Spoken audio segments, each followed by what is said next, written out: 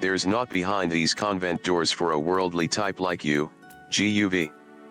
We're the Dutiful Sisters of the Edelweiss, all pure and saintly, like. Now bugger off. Hang about. I thought ya was just some simple errand lad, but now I've had a proper look. You're cater, ain't ya? Heh, I knew it. Something about Milan Primals leaves its mark on a cove, it does. Anyway, you bane who you are, ye must have an inkling as to what goes on here, eh?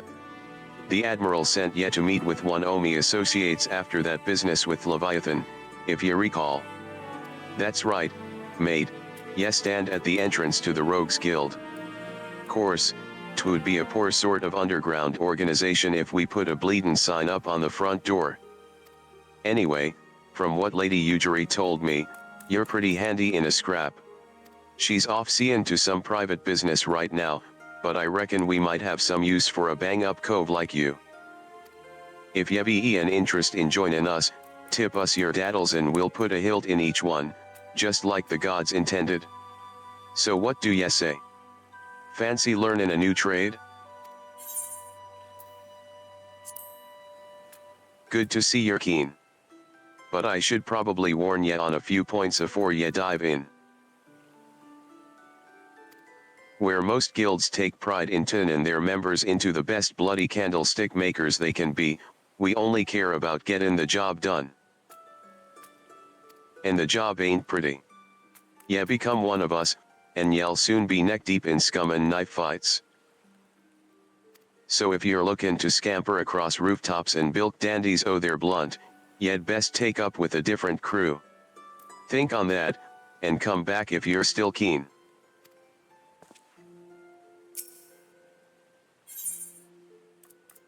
I didn't scare you off, then. Baney. They told me ye was a meddlesome cove, and so it's proved. Ye'll need every ounce o' that metal soon enough. Now step inside and have a prattle with Jacke. He's our upright man, the master o' the guild. You may now freely enter the Rogues Guild. Speak with Lone Word whenever you wish to gain admittance to the guild's headquarters. Ye lookin' to head inside?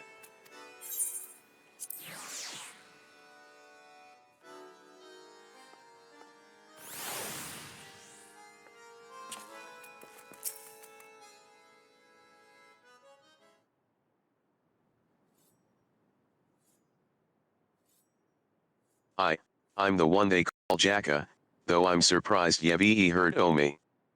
Perhaps ye'd be good enough to tell me your name, along with that o' the kindly cove as told ye mine?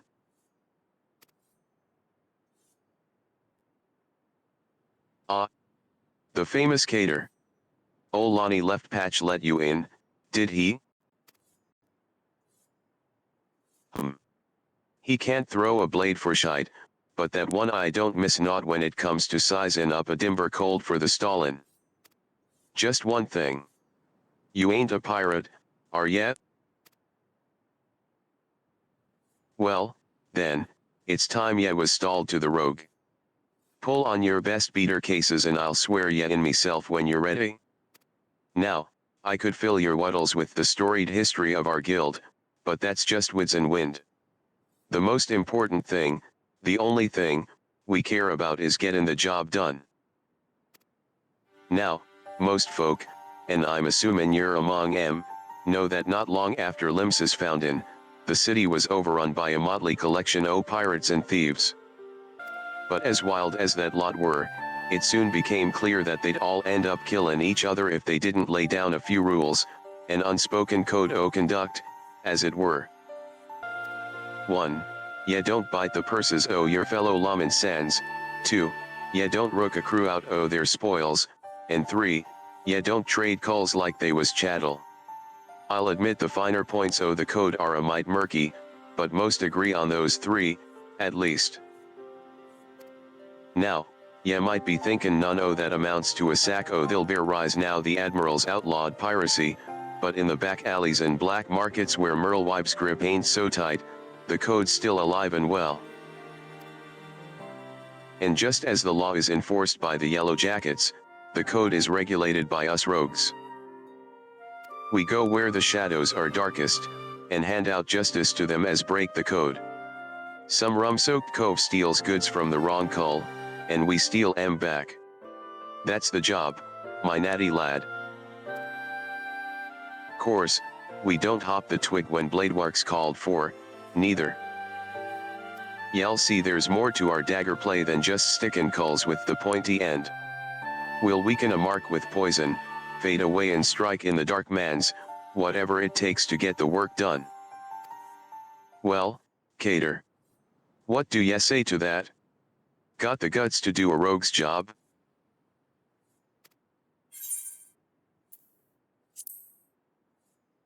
Alright, then. First off, we'll have to get your kid sorted out.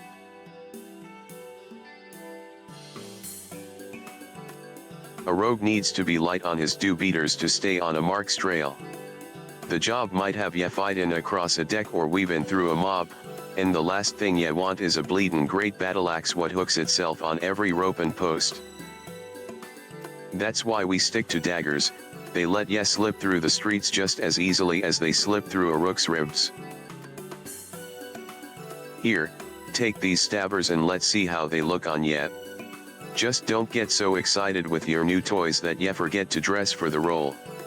Ye'd be surprised at how many colts come back to me in their bloody small clothes.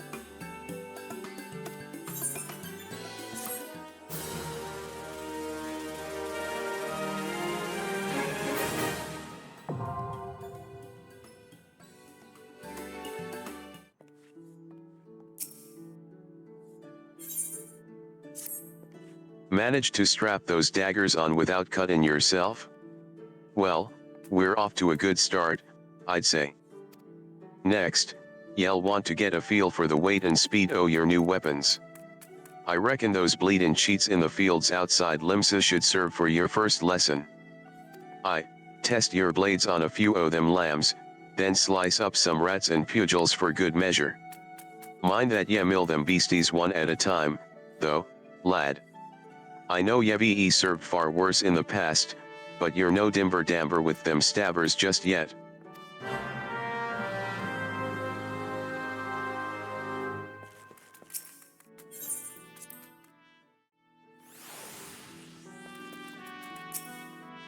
Done with your millin', are ye?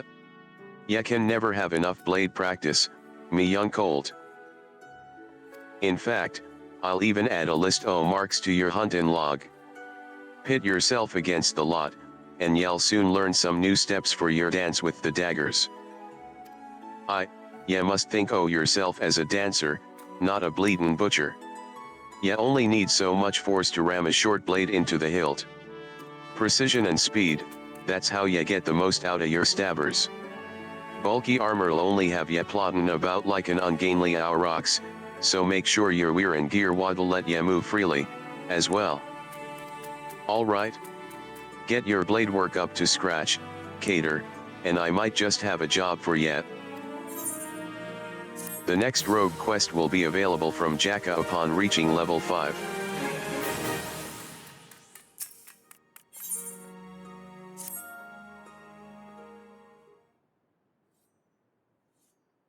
Ho there, Cater. I must say, you're looking comfortable enough with those stabbers o' yours. I reckon you're good and ready for your first assignment. Ordinarily I'd stow me woods and let ye get on with your work, but seein' as we only just dragged ye into the shadows, there might be a couple things what ye ain't yet familiar with. Let's build on what ye likely do know. And that's the fact that the Admiral, God's bless her soul, has outlawed piracy in Limsa Lominsa. So, why do ye think there are still so many sodden pirates in this town? I'll tell ye why, it's cause there's still one way for 'em to loot and pillage without incurring the wrath o' the law. All ye need do is apply to serve the thalassocracy as a certified privateer. A captain with a privateer's license is free to terrorize the seas till the old goats come home, so long as he only targets vessels what belong to the Garlean Empire. Course, considerin' how bloody vast the empire is, that's plenty o' lootin' to go around. Crews fill their holds with imperial plunder, then sail back here to Limsa to offload the spoils. And that's where this particular case went sour. See, this one crew got their fambles on a Magitech device, a firin' mechanism to be precise, but was rooked out o' their hull by some heavy-handed coves? If ye'll recall, that don't sit well with the code. If you're bold enough to rook a pirate out o' his due, then ye'd best be prepared for a visit from the rogues. Ah, and speakin' o' visitin' rogues. Underfoot. Over here, lad.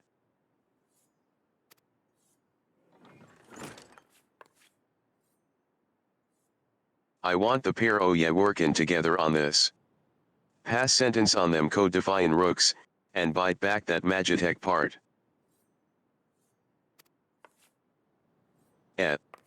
What's the cold need me for? You're in charge o' new recruits, ain't yet? It's Cater's first assignment, you're to go along and give him the benefit o' your wisdom. Since when was I in charge o' new? Bugger it. So I guess we're to be partners for the now. The name's Paraimu Horamua, but most Omi fellows call me Underfoot. He might seem a touch reluctant, but Paraimu's one of our best. You just do as he says, and ye'll get the job done.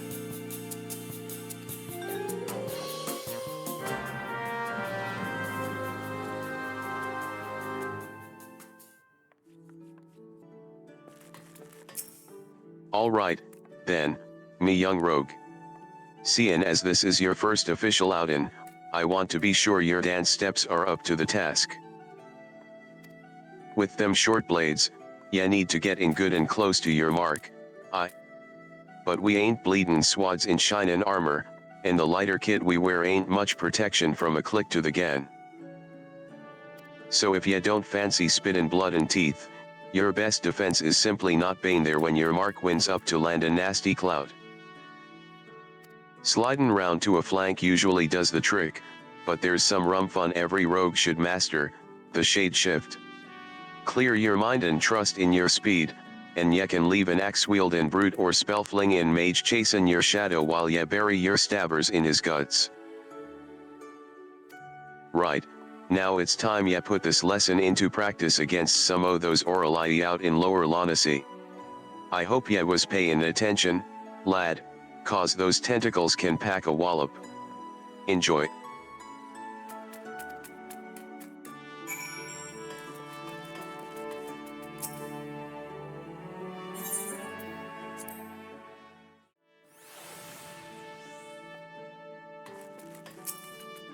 Done with your practice, then. Heh, the sting o' them tentacled buggers'll soon teach ye to stay on your toes, Ahem.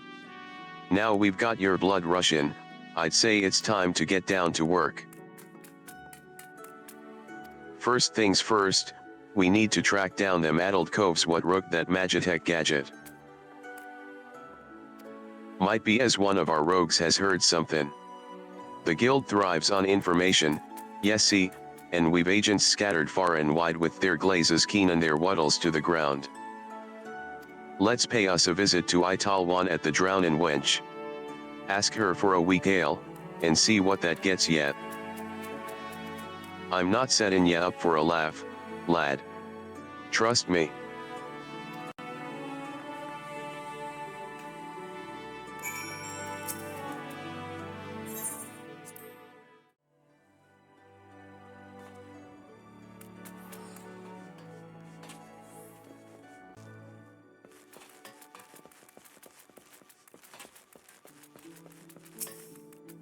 Order yourself a weak ale. It'll all make sense in a bit. Welcome to the Drowning Wench. What's your pleasure, sir? Never in all my days. We may serve some cheap grog in the wench, but not that was watered down. If our usual ale is too bold for your taste, mayhaps you'd like to order from the underground menu? Aye, there's quite a lot on offer for a customer with your roguish charms. Was there something in particular I could help you with? Ah, the trouble over that Magitech loot? 'Twas not a subtle job. The gang in question is an unusual group of former pirates calling themselves the Dainty Demolishers. They seem to be enamored of court dandy mannerisms, and have a preference for seizing Garlean machinery. They're also known for conspiring with goblins. Rumors say that the Demolishers visit a beastman camp in Middle Noscea to fence their goods. And those goods generally take the form of imperial technology. I imagine the goblins were rather pleased to take possession of a Mark Slien anti-aircraft cannon firing mechanism.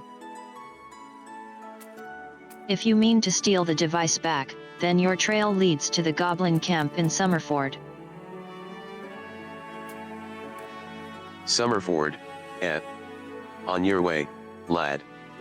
Meet me across the river from the camp and we'll plan our next move.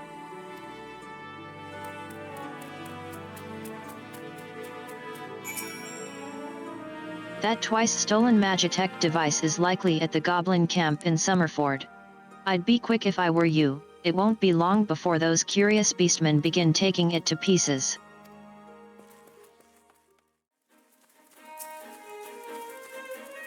Get your noggin down, Cater. I've been snilching the action across the way there. No sign o' the Demolishers, but I did see one o' them gambler coves stuffing the Garlean gadget into his backpack.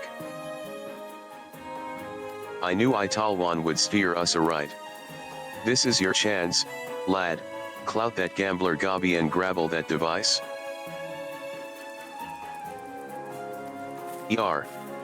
I've lost track o' which gob it was, but I'm thinking it's that sod on the left. Just make sure ye dance away from any bomb blasts. Twistin' and dodgin' in the middle of a fireball might not save ye from getting your eyebrows singed off.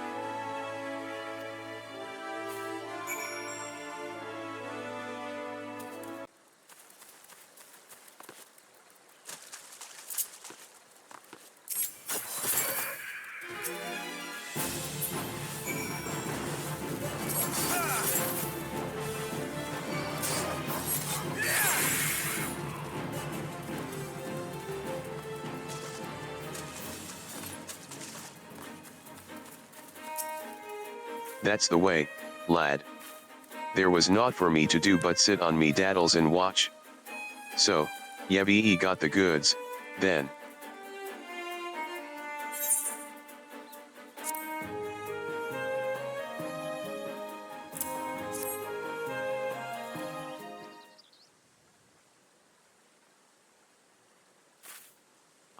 This is the device, and no mistaken. Let's get it back to the guild, we still owe them Demolisher bastards a million, but they'll keep for the now. Here, you should be the one to deliver the prize to Jacke. It was your hand what snatched it out of the goblin's paws, after all.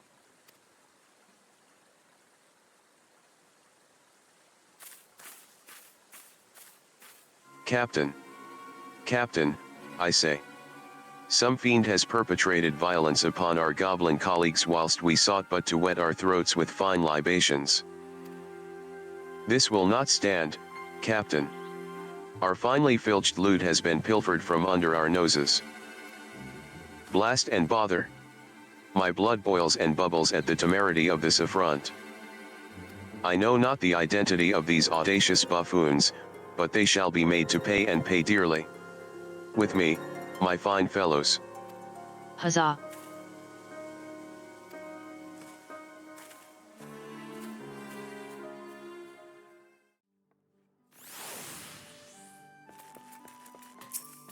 Hand that Magitech gadget directly to Jacke, I ain't about to take credit for your field work. Ya managed to grabble that firin' mechanism yet, Cater?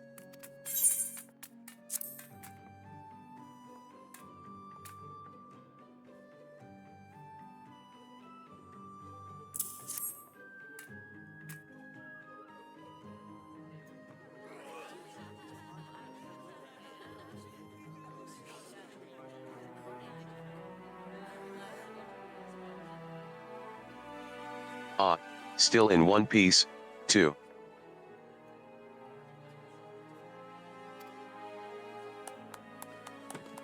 You've done well for your first assignment, lad. It don't look like much, but that crew put their lives on the line to cloy this here bauble.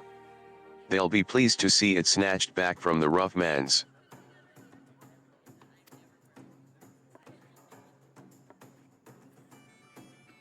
We've yet to do for the dainty demolishers, Jacke. The job ain't over. You're right, Underfoot. It ain't. Yeah, break the code, yeah, face the consequences.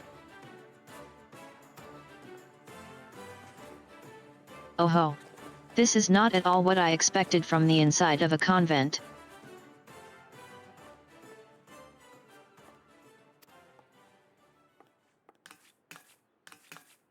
And who might you be, sirs?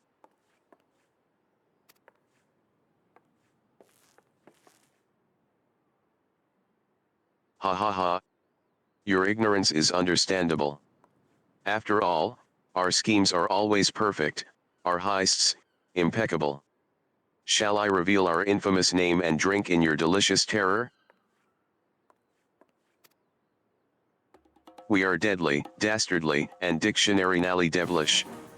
Quail before the dainty demolishers.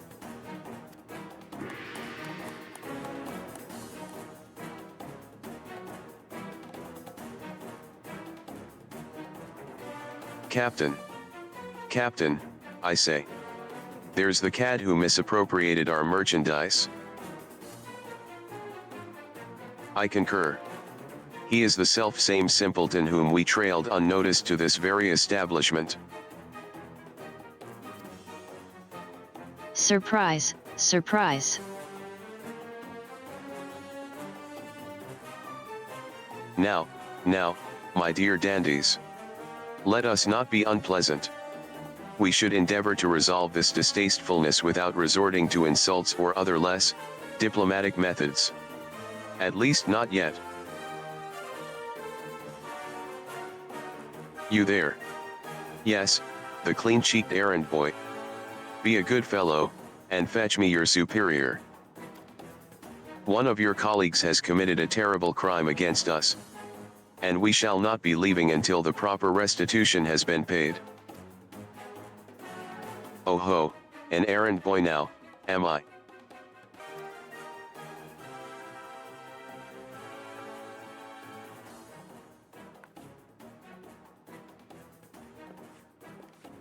Tell me, Captain, just what kind o' place do ye think this is, then?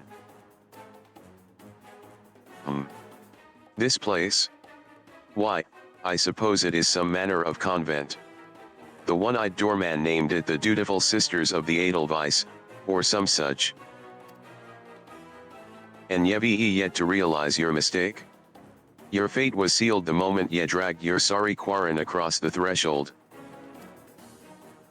Are you threatening me, boy? I'll have my fellows cut out that impudent tongue. We've exhausted our reserves of dainty today, lads. Show these fraudulent sisters how the demolishers deal with upstarts.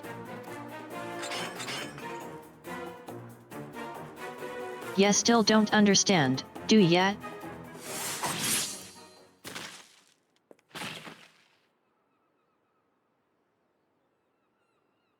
There are but three sorts o' culls what the doorman let pass: clients, recruits.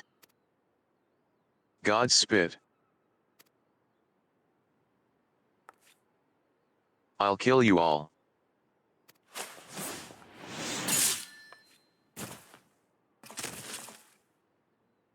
Didn't your mum teach ya not to interrupt a lady when she's talkin'? Ye'd have learned that the third sort o' cull is a bollocks for brains mark what marches himself right into the rogue's den.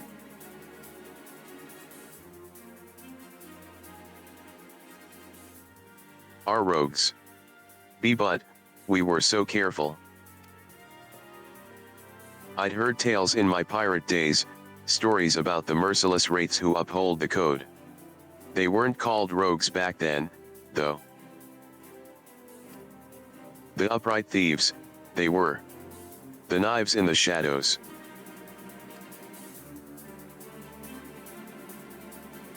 Why you can't be them?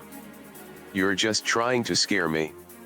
Well, the captain of the dainty demolishers is not so easily cowed.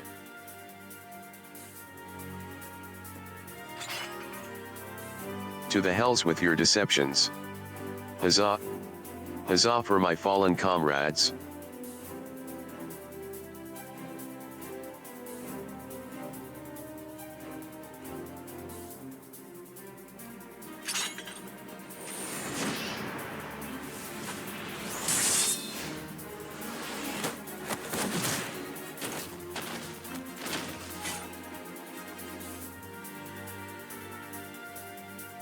Deceptions. Anyone ye meet could be a rogue, captain, even a clean-cheeked errand boy. He's still breathing. Find some rope and string him up someplace in town.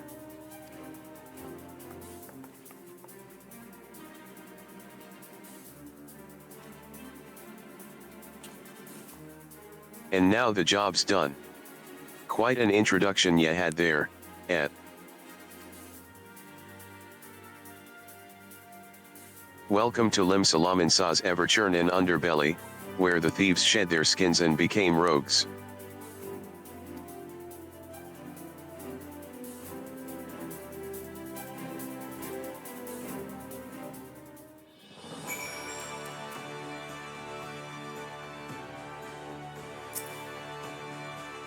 I'm not much for discussing the old days, but since it's come up I might as well clear up the confusion. It was back when piracy was at its peak. The coves what protected the code were dimber dambers, the best lads and lasses to be had from among the pirate crews. They bid back the goods what was wrongly bitten, and came for the guilty under cover of dark mans. Upright thief became the title for these coves what dealt in sanctioned stealin' and millin'. But it was only those as had cut all ties with the buccaneers' life what was accepted into the ranks. Conflict in loyalties, and all that. They formed their own guild and even their own way o' speakin', and what was once pirates was pirates no more. Later on, when Merlewife took the admiral's chair, the upright thieves agreed to abide by her laws. We became the Rogues Guild to mark the change, and altered our recruiting policy to accept venturers like yourself. But although the title is different, the job remains the same: uphold the code, and preserve the underground society what spawned us. Just as you've done with this assignment. Keep up the good work, Cater, and ye'll go far in the shadows.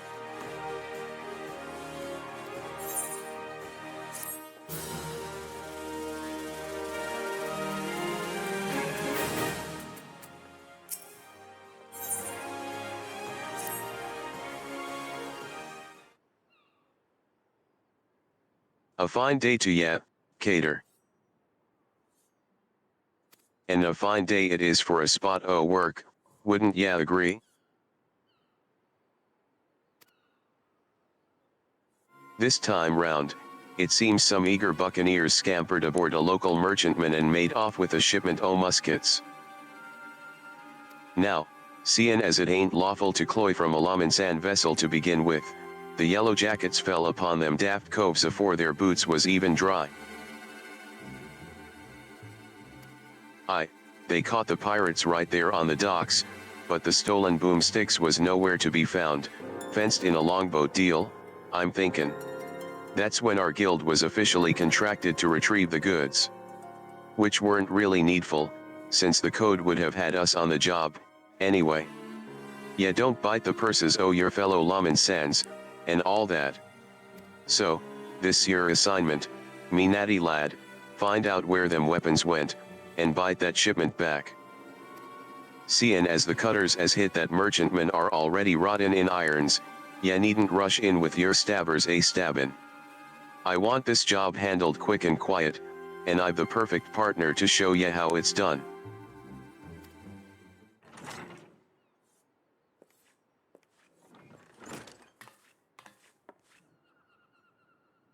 This here's Vikeb the Stray. Ain't no other rogue what can match her in the arts o' skulkin'. A pleasure. There's some problem, Vikeb. Ya seem a bit out o' sorts.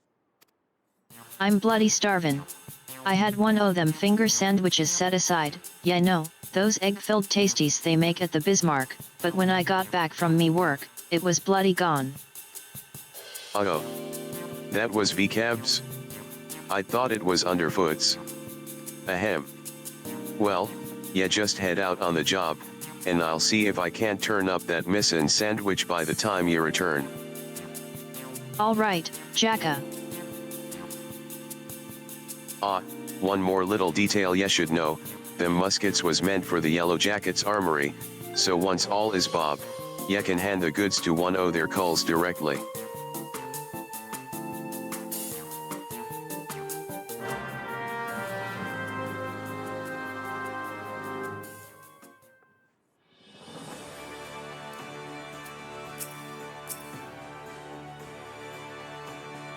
We can start whenever you're ready, Cater. I've had a colleague keepin' a waddle out for aught that might help us, so I suggest ya have a few wids with her first. Ye'll find her at the Highland, posin' as a fishmonger.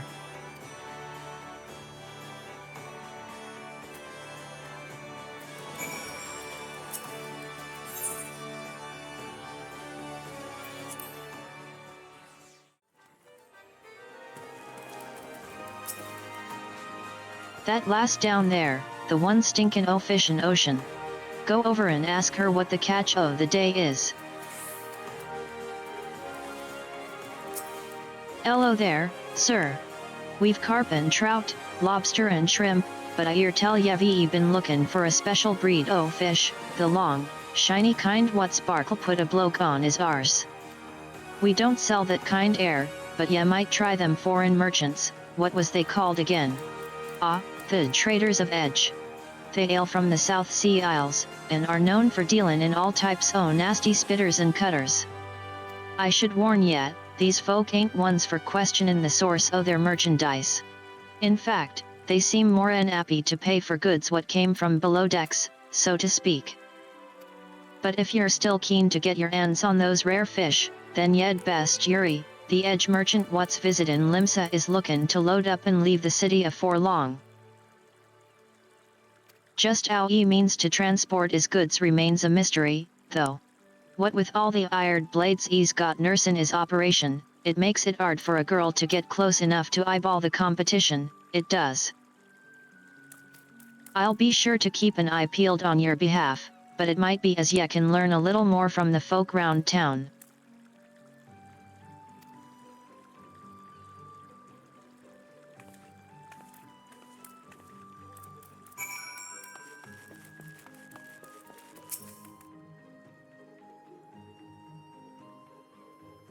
Traders of Edge, eh? Well, if one o' their merchants been stayin' in the city, then someone'll know somethin' to point us in the right direction. The trick is to listen without bein' seen. Ye'd be surprised at how culls'll cackle when they think no one else is about. We'll focus on places what see plenty o' traffic. Ye can have the Bismarck, the ferry docks, and East Hawker's Alley. I'll try me luck at a few other spots, then meet ya in front o' the guild when I'm done. Remember, keep hidden, keep quiet, and keep your waddles open.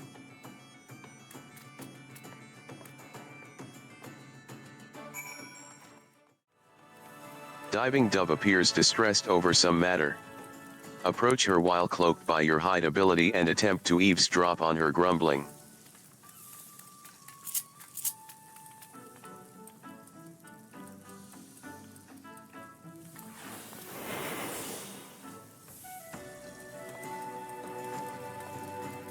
Diving Dove is grumbling in discontent.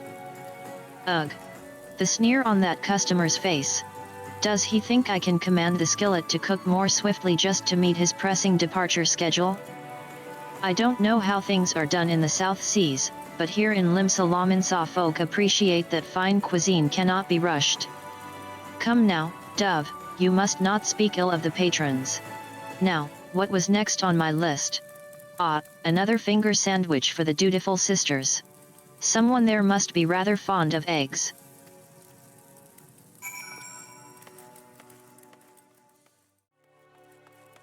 Geralf is speaking in a low but lively tone to a nearby customer. Approach him while cloaked by your hide ability and attempt to eavesdrop on his exhortations.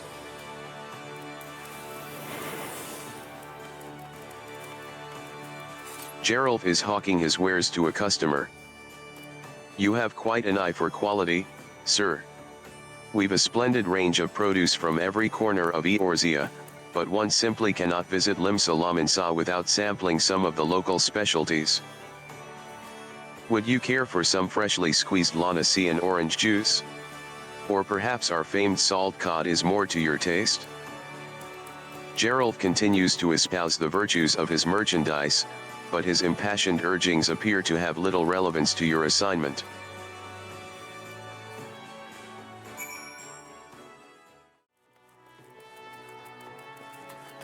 Rear Noscea appears distraught. Approach him while cloaked by your hide ability and attempt to eavesdrop on his mumbling. Rear Noscea is mumbling anxiously to himself. Curse my sense of duty. Would that I had stayed at the wench for that extra pint instead of returning early. I didn't ask to see anyone being bribed. And certainly not my relief pilot. I wonder what that merchant was about? Smuggling.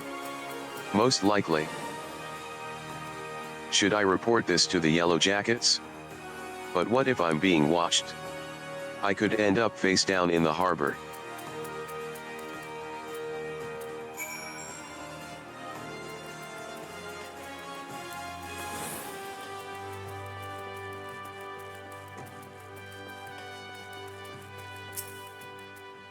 Welcome back, Cater. I hope your skulkin' went well. Ye might be an angel o' death with the daggers, Colt, but any rogue what shuns the shadows is headed for an early grave. A sneaky cove can nose about without riskin' a scrap, or slip himself into the best position to ambush a mark. Once they've seen ye, though, your fun is done.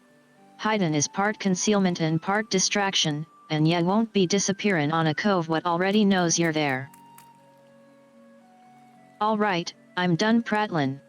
What'd ye manage to learn about our musket buyin' merchant friend? Slippin' coin to a ferry pilot, was he? And by what ye heard from that chef at the Bismarck, this trader means to hop the twig, and soon. That matches with me own findin's. He's vacated his rooms at the inn and paid his dues in full. Bein' a merchant, we can be sure that he won't be leavin' without his merchandise. So, here's the plan, we wait for him to stack his goods on the pier, then you ghost in and grabble them firearms. I'm hopin' we can get the job done quiet and under cover of dark mans, but it never hurts to be prepared for the worst. Sounds like he's got a small army o' sellswords on the payroll.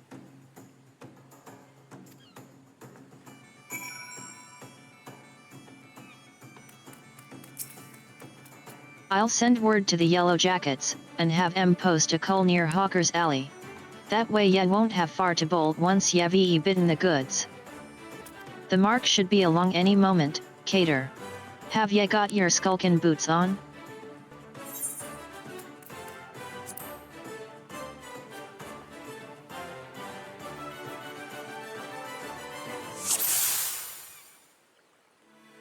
I've spotted the mark at the end of the pier. Sneak over there and lighten his load.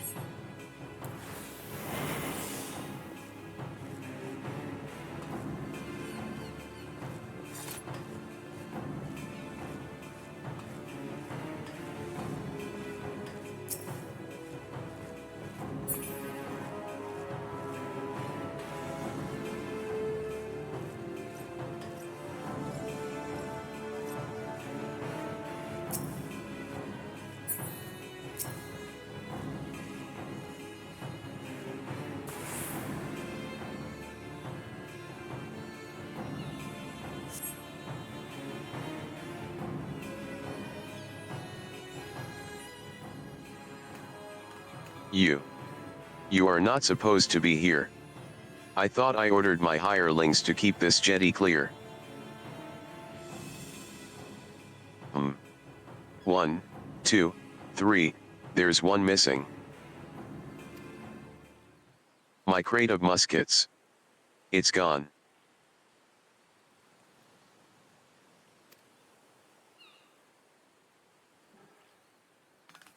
Thief. Stop him, you useless slug guards. What am I paying you for?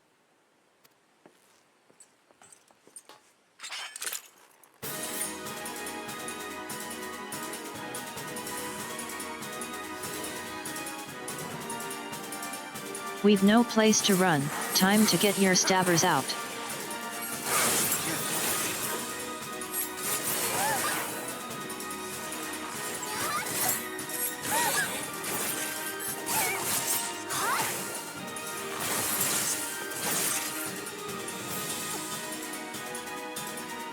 Thieves? Scoundrels, a bonus to the one who brings me their hides.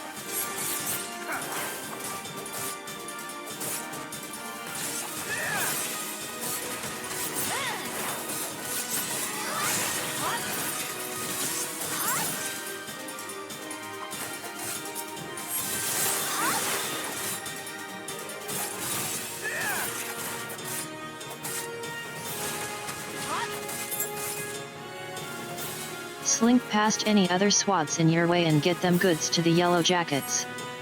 I'll lead these culls a merry chase. Meet me in front o' the guild once all is bob.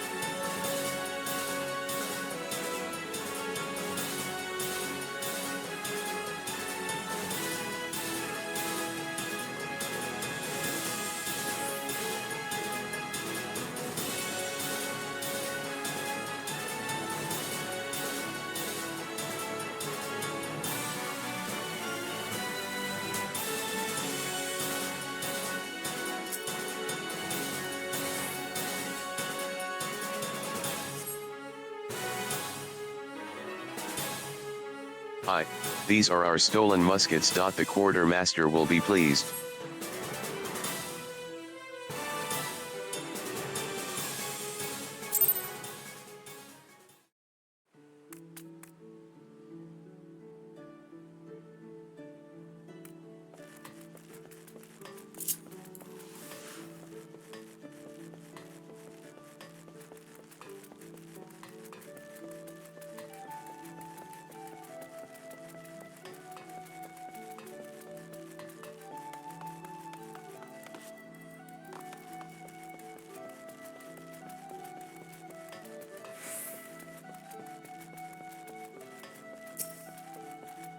That turned hairy, didn't it, Colt? Once ye reached the Yellow Jacket, though, the merchant called off his blades. Wise enough to cut his losses, I'll give him that. I'd say we were all done here. Let's head inside and tell Jacke the Baney news.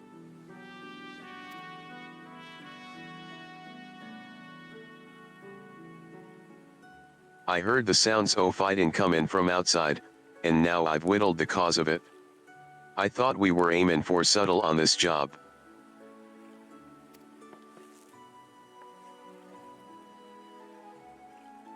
That many swads, was there?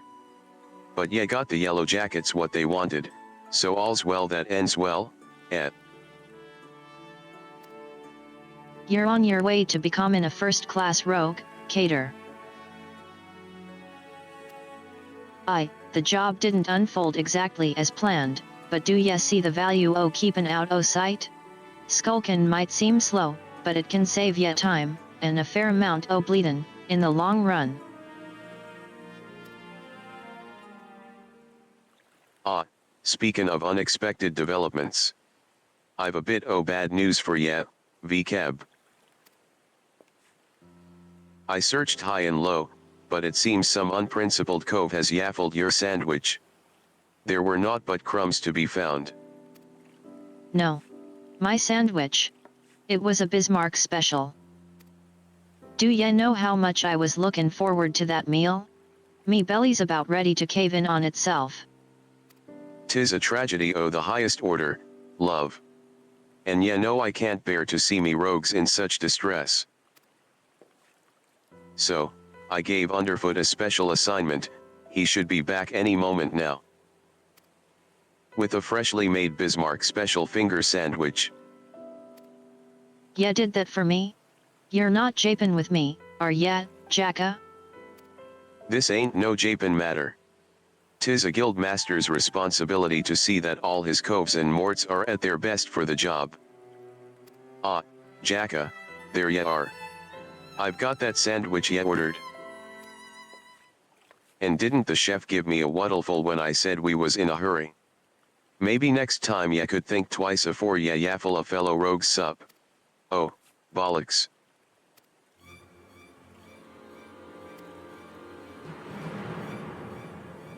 Jacke. Did you eat my supper? Now, lass, let's not be hasty. There's a fresh new sandwich right here for ye.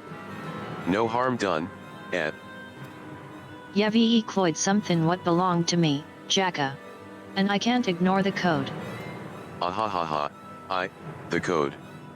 We mustn't ignore the code. You're having a laugh, aren't ye, lass? Lass. Ayard.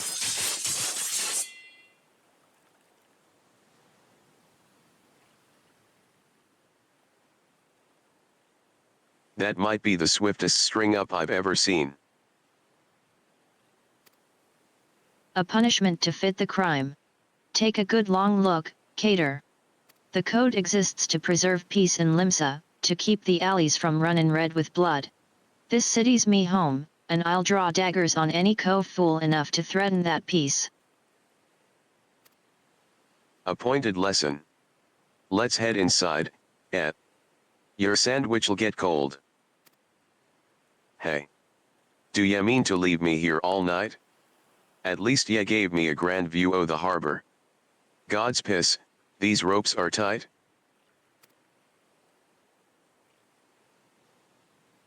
And now we find ourselves indebted to the Rogues Guild. The Rogues Guild.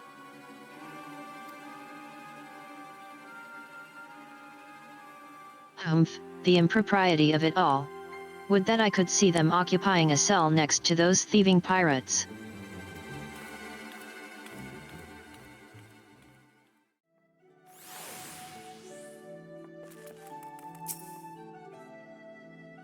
Ow. Them ropes'll leave chafe marks for a bleedin' week. I maybe he wriggled meself free, but that's the last time I let me belly do the thinkin'. And just think, V kept strung me up over an egg sandwich. Those coves what well and truly stomp on the code get it far worse. Keep up your trainin', lad, and ye'll soon be handin' out rogue justice yourself.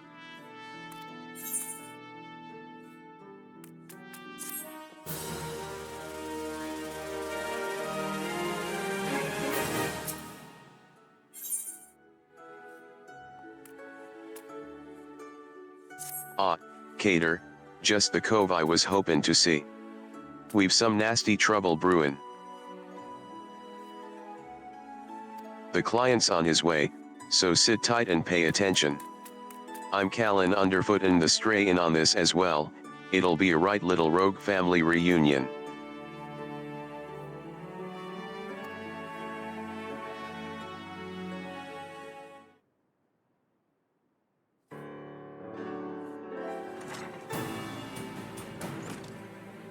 Jacke. The clients arrived.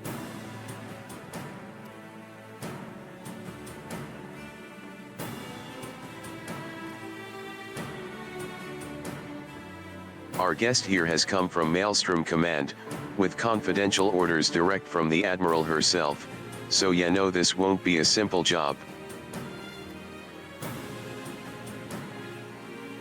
I'm afraid your Guildmaster speaks truly. 'Twas several days ago when an emaciated man stumbled into one of our camps seeking aid. Upon questioning the poor fellow, we discovered that he had narrowly escaped a life of slavery. He claimed that pirates had raided his village, abducting him and many others to sell on a black market auction block.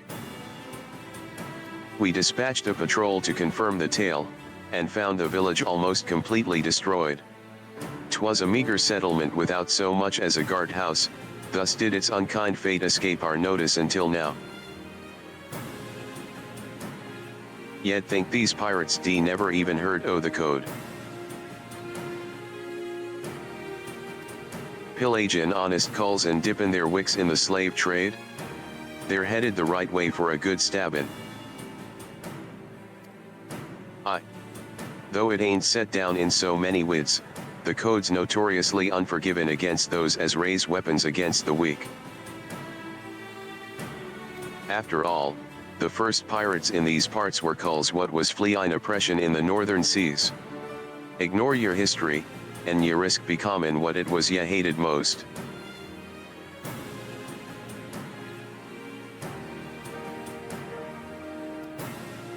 So, ye be a mark for us, then. That we do. From the descriptions given to us by the escaped villager, we've determined that these lawbreakers are members of the Jolly Merchants, a pirate crew in possession of an official privateering license. 'Twould appear, however, that privateering has been naught but a screen behind which to hide their illicit activities. One can only imagine how many other Lominsan citizens have fallen prey to these wicked slavers. And we've let it happen right under our very noses.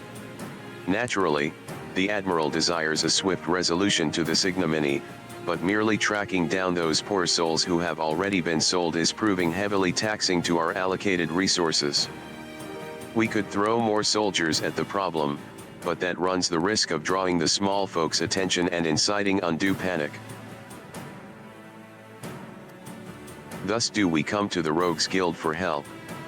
We ask that you eliminate the Jolly Merchants and liberate the villagers presently in their custody, and that you do so with the utmost discretion. Consider it done. When those nasty coves'll feel our short blades prickin' into their backs, they'll enjoy but a brief moment o' regret afore the code is rightly enforced. All right, let's get to work. I'll be goin' after the Jolly Merchants meself. Underfoot, VCAB. You two lend your skills to the Maelstrom's investigation and see what ye can whittle about the culls what have already been sold. Cater, you're comin' with me. I think you're ready for the next step of your education.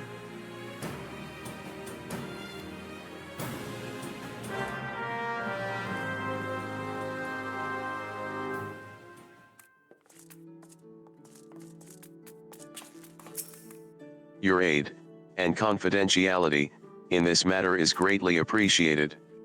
We can now focus on coordinating with the Yellow Jackets to free those unfortunate folk already sold into slavery. These jolly merchant bastards won't be so jolly once we catch up to 'em. I've no doubt you and Jacke can handle a few ale-sodden pirates. But if ya need an extra set o' fambles, just say the word and we'll be there. Shall we get after these Slavan cutthroats, then?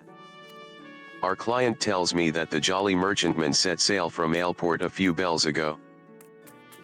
Oh, they might even board an Imperial ship or two, but that's just some mummery they're puttin' on to amuse the Admiral's swads. I reckon the rest o' the crew'd be back on land, lookin' to snap the shackles on a fresh herd o' chattel. And just to prove me theory right, one o' them jolly bastards got himself spotted creepin' about the rough mans in Lower Noscea. There's a Bainey Cove over at the Moravi dry docks by the name O Swarsint Waddle likely know the full story. He's more of a shipwright than a rogue these days, but he keeps his glazes keen for the guild. Head over and have yourself a prattle, and I'll join ye soon like.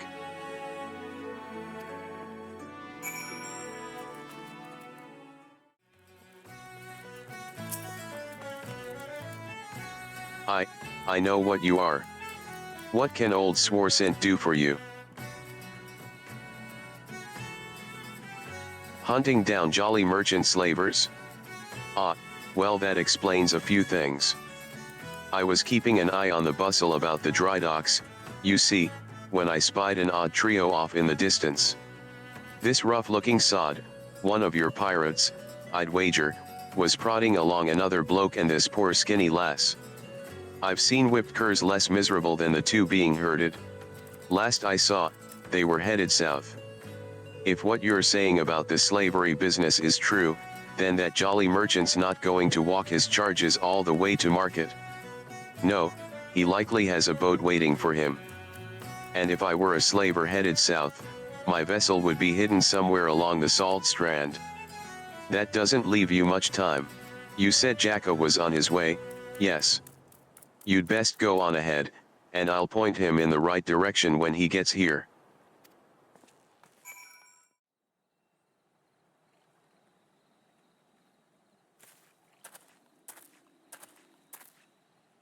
Swarsint came through for us, eh?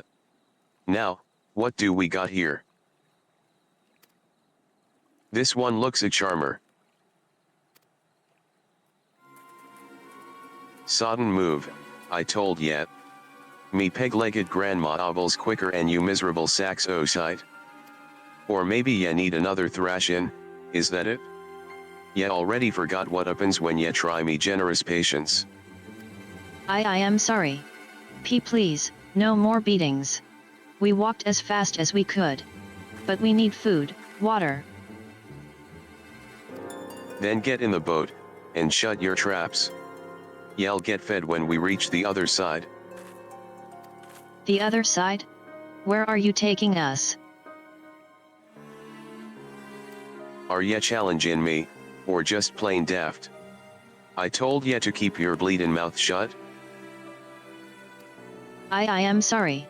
I didn't mean to. Leviathan scaly arse, she's weepin' again. Listen, we're eed to Aleport, all right?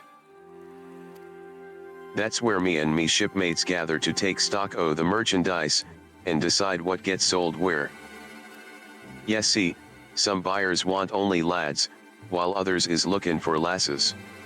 As long as we keep these rich bastards happy, we make more coin than we ever did scrappin' with the Empire's war galleys. Not that you care about that, I suppose. What matters to you is that ye'll be loaded onto the jolly merchantman, sailed off to God's nowhere, and Limsa'll be a distant memory. So if I was you, I'd fill that empty belly with one last big gobful o' sweet Noscea and sea breeze. Gah ha ha ha ha ha. I'm sore tempted to put a blade twixt his eyes here and now, but that won't get the job. No, we'll let him guide us to his mates in Aleport, then we'll mill the whole bloody lot of 'em. The jolly merchants will get their due, don't ye worry about that. They've gone.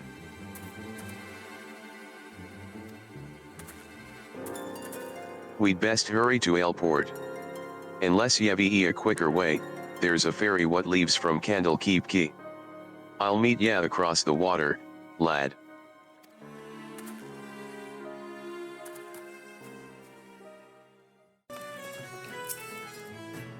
Cater. That jolly merchant cove's still with his captives. Seems they've taken a room under an alias. Hidden their operation in plain sight. Bold as brass, aye, but it's an old slaver's trick. See, even if some cull recognizes the merchandise, only a single handler gets boned.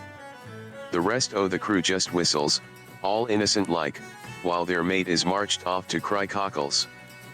And ye can bet they've threatened bloody murder for any prisoner what raises a hue and cry. patience now, Colt. We'll just wait until we're sure that all these blackguards VE arrived. Meanwhile, you'd better sharpen your stabbers, we've a busy night ahead of us.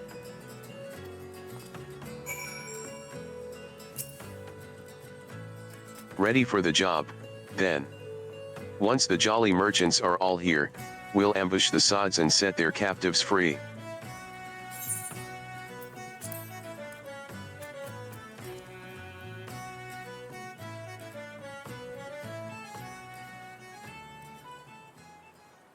That ought to be long enough. We'll just have to hope there ain't any stragglers. Listen closely now, Colt. The merchants redisguised as plain old venturers, and have settled themselves in 3 separate rooms here in Aleport. How do we whittle which coves are the merchants? Easy. Take a look at the daddles o' that bingo swill and cull over yonder. He's wearin' lavender gloves, the exact same type what that nasty sod at the Salt Strand had on. That'll be how they find each other in a crowd. Course, it's also how I whittled where each o' the bastards was stayin'. Just snilch the hopeless glazes o' the company they keep, and ye can be sure ye've found your mark. So, here's the job all laid out for ye. We hit all 3 common rooms, mill the merchants quick and dirty like, and get those captives their bleedin' lives back. All right? Oi. The storeroom door's been forced open. Some thievin' sod's been at the ale.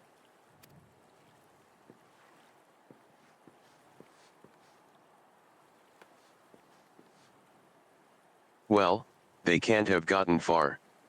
Better get the lads and do a sweep of the port. Ugh, was that merchant cove gulpin' pilfered ale? You'd think they'd be doin' their best not to draw attention to themselves, all things considered. Bloody oafs. And now we've got a swarm o' yellow jackets buzzin' about, lookin' for blood. If they spot us wanderin' round in the dark mans, I've a feelin' they'll axe first and ask questions later. It'd be best, then, if the patrols never even knew we was here. We'll slip as sneaky as we can into each o' the common rooms, and use them telltale lavender gloves to identify our marks. There's innocent culls in there as well, mind, so let's try not to stab any as don't deserve it, eh? I'm thinkin' we should head out one at a time to better avoid them yellow jackets, so I'll let ye take the lead. After you, Cater.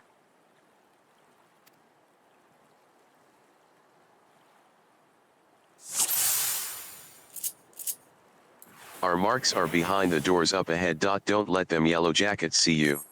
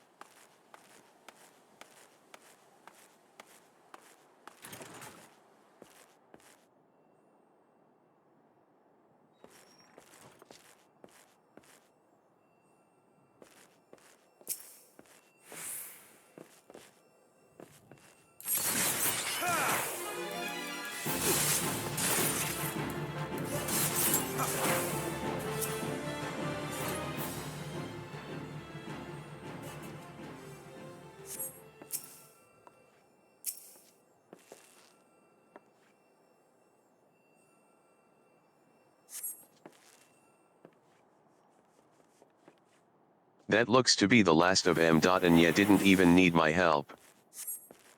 Back into the shadows, lad.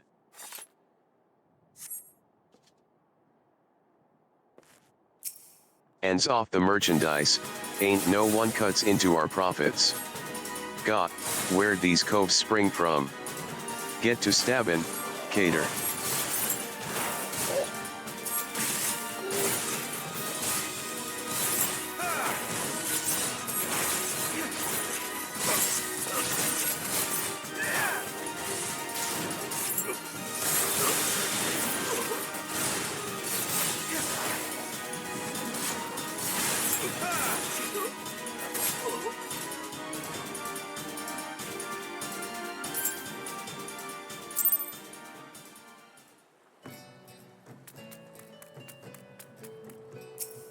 I've just finished reading the report.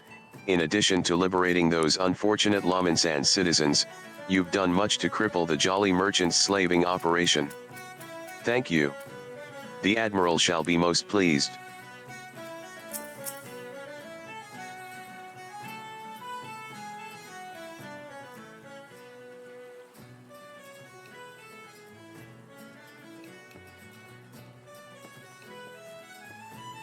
Not a bad night's work, cater.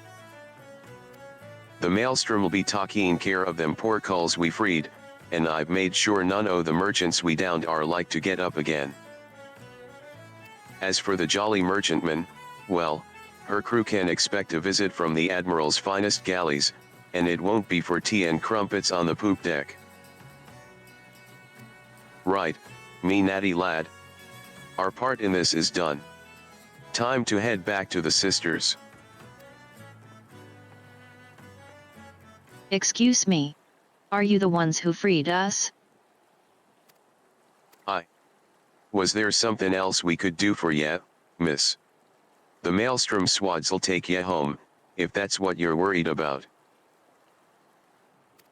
Oh, no, I know. I just wanted to. Thank you.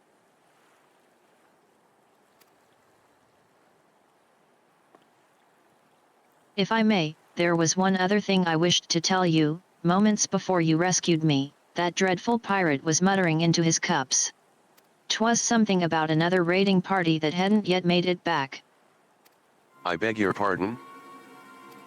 It seems they'd been hunting for slaves in western Noscea, and, being so close to Aleport, our captor assumed they were out rounding up chattel until last bell.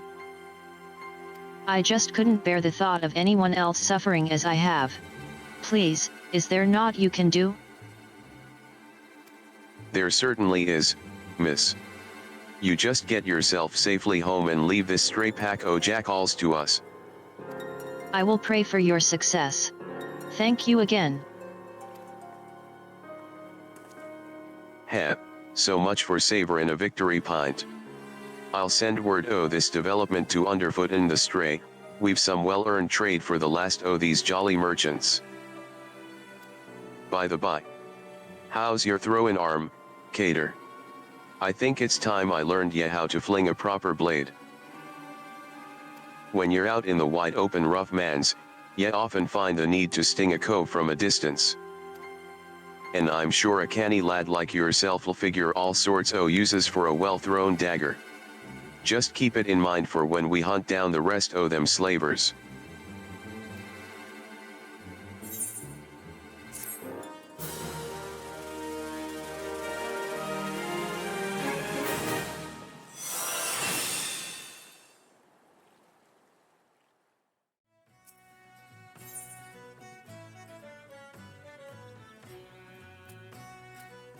Those last few jolly merchant bastards must be camped out somewhere in western Noscea. Now, if I was a black-blooded, gilgrub slaver, where would I be hidin'? There's naught to the west but the Sahajan pools, even those bollocks for brains pirates know better and to trespass on fishback territory. And they won't want to chance running into patrols near Ailport, so that just leaves us east. The flock? They'll likely be nestled down in the ruins out there amongst the dodos. That's where we'll try to pick up their trail. You head on over and snilch the place while I send word to the sisters in the maelstrom.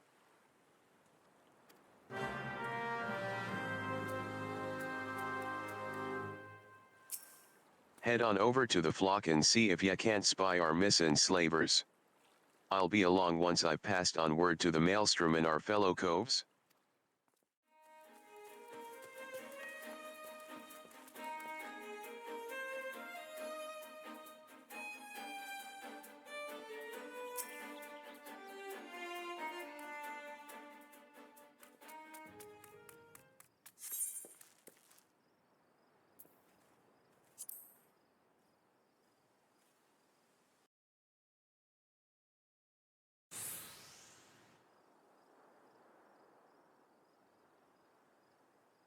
Thank you for freeing us.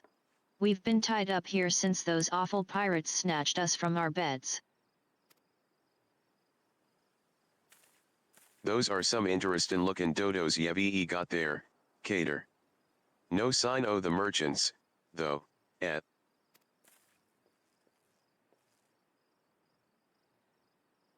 Their leader mentioned heading over to Ailport. He said something about there being no signal, and that was a signal that something was wrong.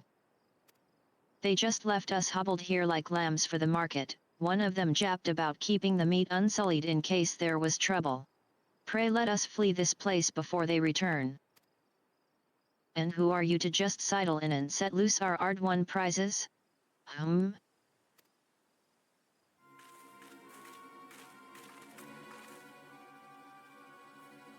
'Twas the damnedest thing. We'd Alpha crew lodgin' in Ailport, and not a one of 'em survived the night. Done in by a couple o' sneaky curs what favored the short blades, they say. I'm supposin' that was you too. Seems Yevi a bone to pick with our choice o' trade.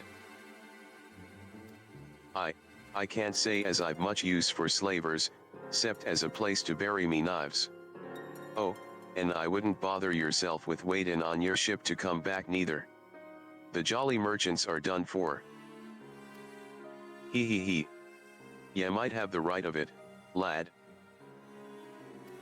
But then ye wouldn't know the kind o' coin 3 ealthy slaves like them ones'll bring us. I'll ave a new ship and a new crew afore a single moon has passed. Ye hear that, chattel? You're each worth a shinin' bloody fortune. And ye be me to thank for helpin' ye learn your true worth. Ignore this bleedin' sod. In fact, why don't ye step back a ways? These coves are about to learn the consequences o' breakin' the code, and the discussion is like to get messy. Did ye not think we'd come for ye? Ye can try to stifle your victim's screams in the dark mans, but the shadows are always listenin'.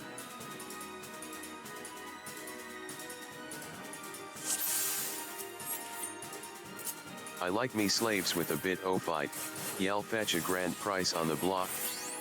Stow your wits and draw your steel.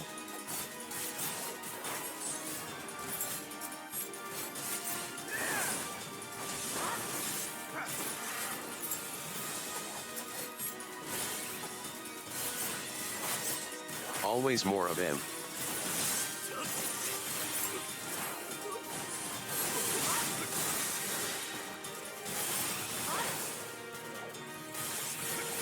These birds move slow, but they've a nasty peck. Keep your distance and skewer 'em from afar. Throw your bloody daggers at 'em, lad.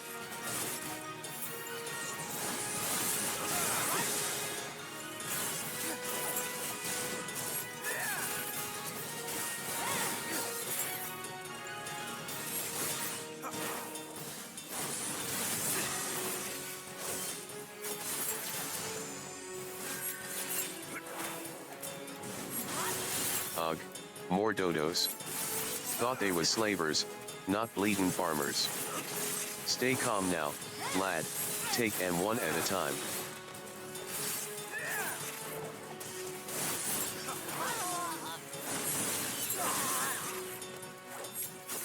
And still they come, Bane. Saves us the seer chin.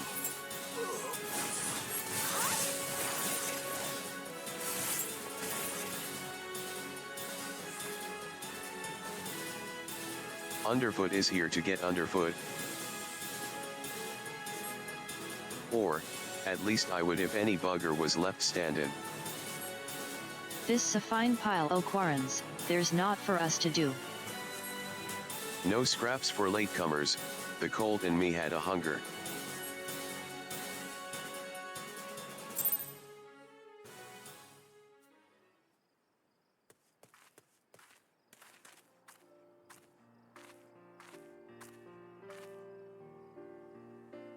Thank you.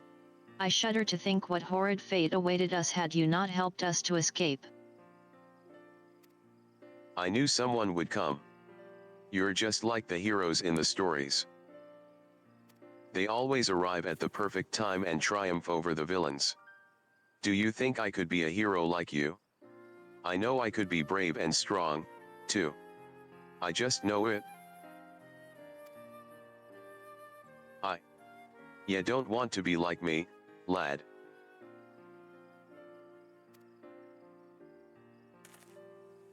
Listen, now.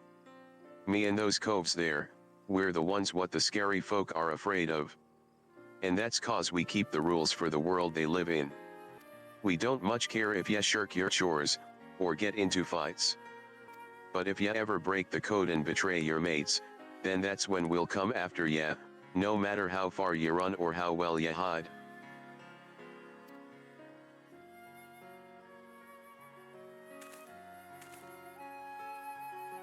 Live your life like the hero you want to be, though, and you'll never need worry about that.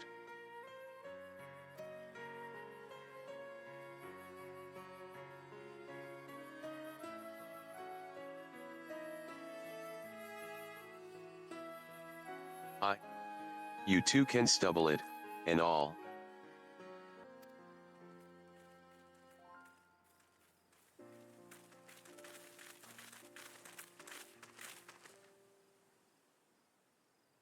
I assume you are the citizens who were abducted by the Jolly Merchants?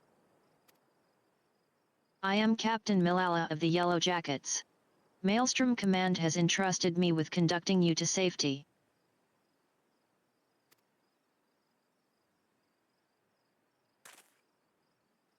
It's all right, lad, these folk'll take care of ya.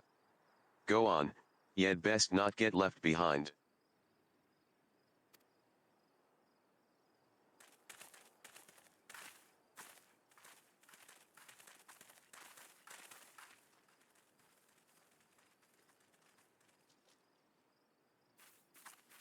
Was there aught else, Captain?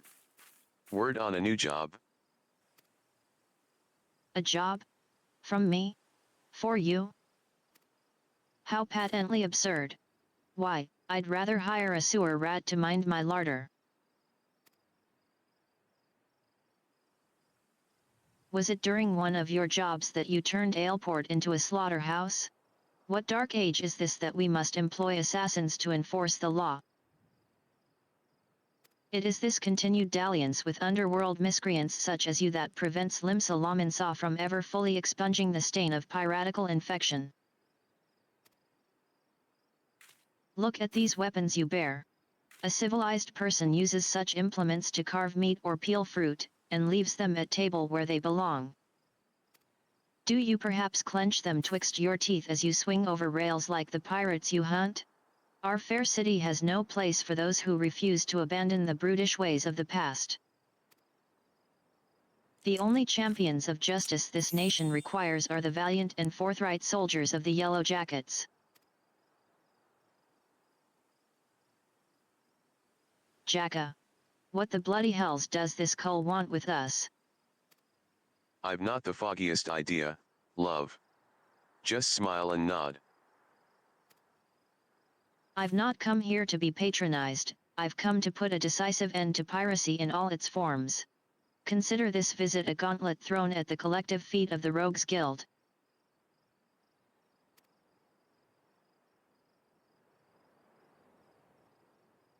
Heed well my words. Just before dawn this very morn, a maelstrom vessel stocked with provisions was boarded and looted by pirates. Much of the cargo was stolen, and that is vexing indeed. But it is the theft of 3 items in particular, 3 unique treasures of nigh incalculable worth, that most distresses my martial colleagues. As for the brigands, they made well their escape, disappearing into the dawn's mist along with their precious plunder. A rum tale. What's it to do with us? I challenge you. A contest to reclaim these stolen treasures. Should my yellow jackets and I succeed in retrieving the greater share, I shall formally propose the abolition of the Rogues Guild. Upon review of our achievements, the Admiral will surely concede that your unscrupulous institution has outlived its usefulness. Ah, blow it out your waddle. I've better ways to spend me time. Oh, do you now? This incident constitutes a theft against the nation of Limsa Lominsa. Does that not violate your beloved code? If I'm not mistaken, you've no choice but to rise to the occasion. Unless of course, you mean to slink back into your hole and abandon the fundamental precepts of your duty? All right, yes screech and shrew, ye made your bloody point. And ye'll be sorry that ye did, I promise ye that.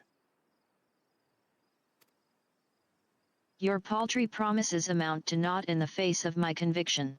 I shall not rest until Limsa Lominsa is free of every last buccaneer, scoundrel, and shadow-dwelling ne'er-do-well.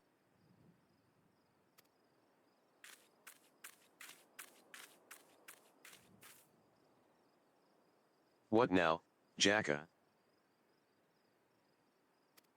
For right now, we head back to the sisters.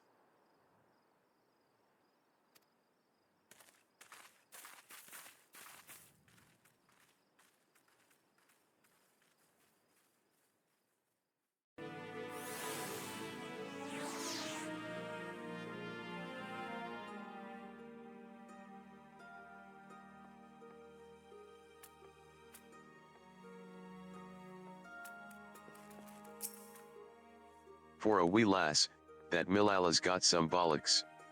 And it seems she's well done with what whiffs o' pirate stock. Humph. I don't take kindly to Cole's pullin' me strings, but the shrew is right, the code's been broken and we've a job to do. From the sounds of it, though, them coves knew what they were about when they cloyed them treasures. I'll need ya at your best. It's time ya learned the art o' muggin'. Rough up a cull in just the right way, and he'll give up more than what ye'd get if ye just plain knocked him on his arse. Me and the lads'll be busy whittlin' the story on them bitten baubles, so you're free to head out and sharpen your skill, might even be as ye'll pocket some extra blunt while you're at it,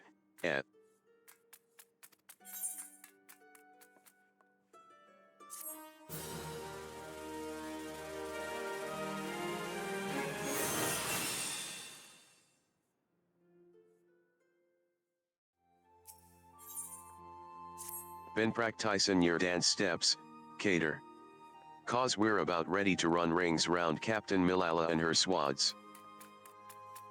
The Yellow Jackets been pressin' their investigations into the treasures what was cloyed from that maelstrom tub, but, as ye know, we've got our own network o' coves what don't miss naught o' the goin's on about town.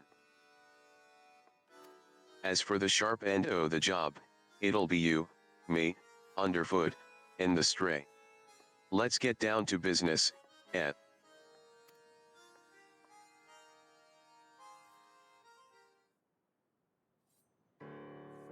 V keeps late to the feast, so I'll just make sure we're all on the same page for the now.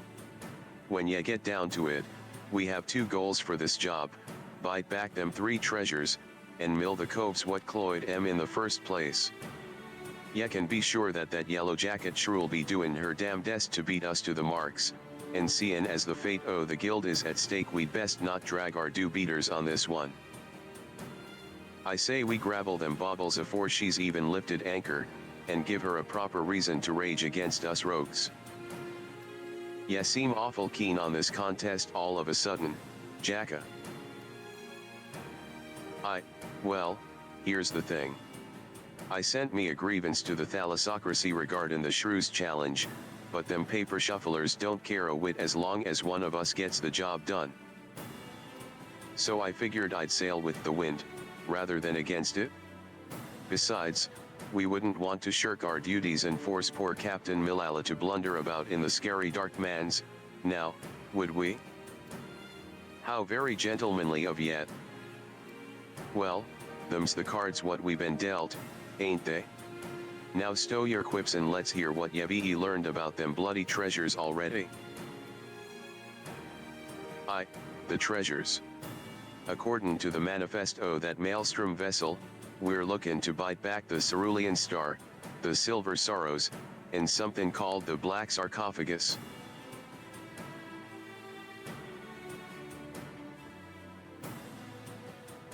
Aside from the fancy names, I was able to whittle a few more details. The cerulean star, for starters, is a big old blue diamond what shines like, well, like a star, I suppose. Then we've got the silver sorrows, a pair of earrings what once graced the wattles of a sultana of Ulda. There's a tale there, but one what don't concern us at present. Lastly, this black sarcophagus thing.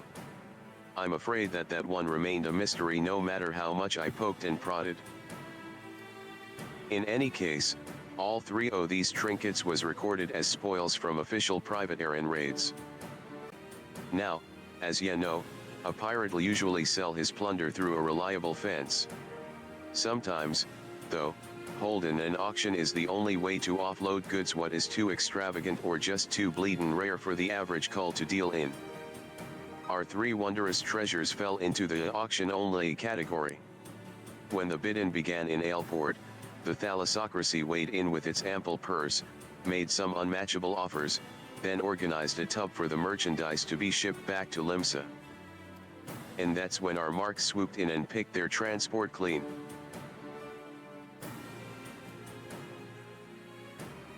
I had a few wids with them maelstrom sailors as survived the attack, and they pointed the finger at the grinning curs. Problem is, not one cull's seen hide nor hair o' the curs, not to mention their bloody ship, since the raid.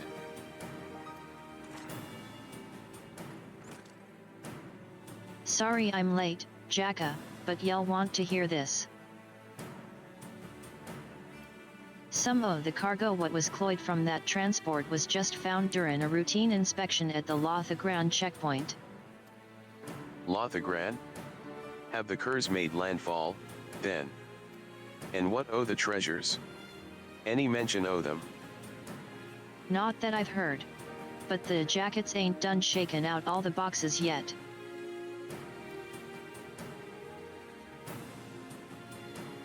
Then we'd better get eyes out there, quick like. Cater, underfoot, you're fresh for a run, ain't yet?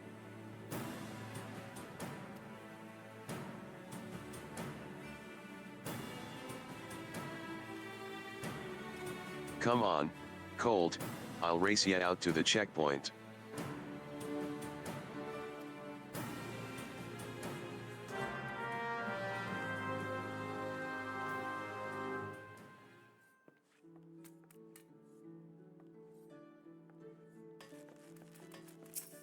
Ye never heard o' the grinnin' curs?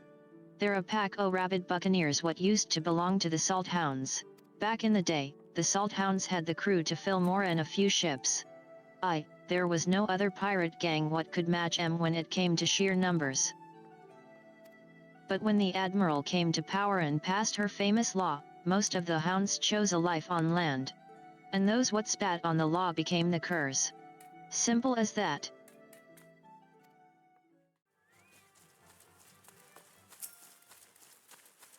I won our race. Ya owe me a pint, Cater.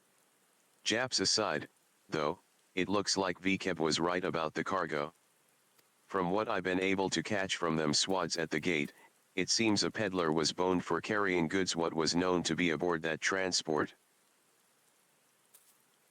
They carted the poor sod away in chains, but the cargo itself is still here. I saw a pair o' jackets carrying boxes up that wooden ramp. We need to know what's in them crates. I get the feelin' they won't open their gans for the skin, though, not while this fool's challenge is goin' on. Do ya think ya could skulk over there and see if they've found them treasures yet?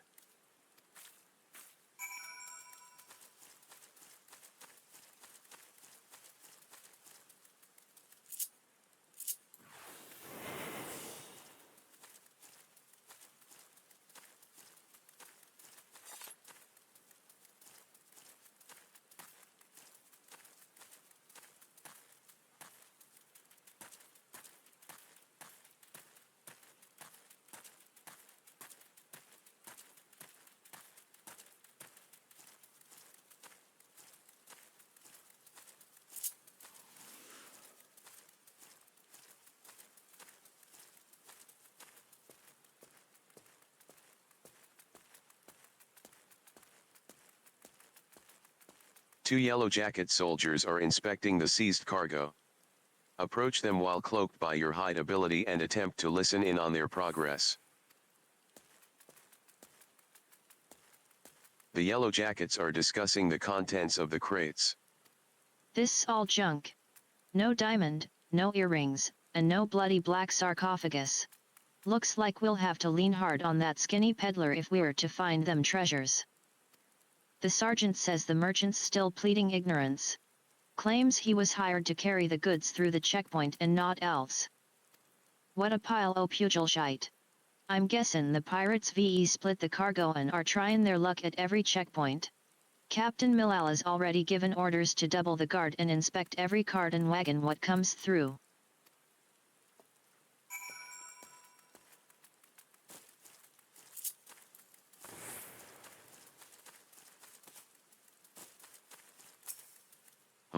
So they found naught o' value, eh?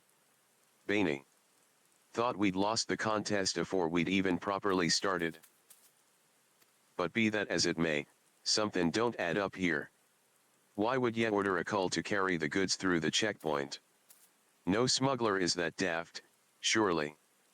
And even if by some miracle o' the gods ye squirmed through Lothagran without raisin' a fuss, why would ye risk talking merchandise back to the city what ye cloyed it from?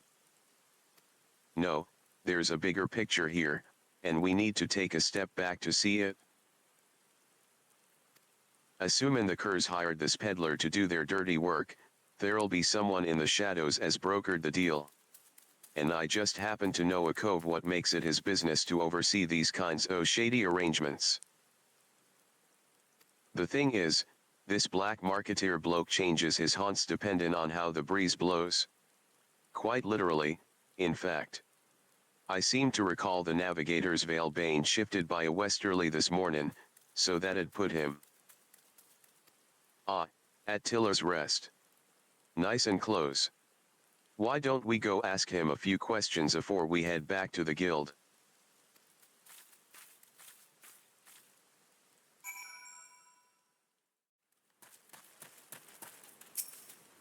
I pride myself on my memory for faces, but yours is unknown to me. Are you an earnest customer, or an inquisitive annoyance? I must be sure of your intentions.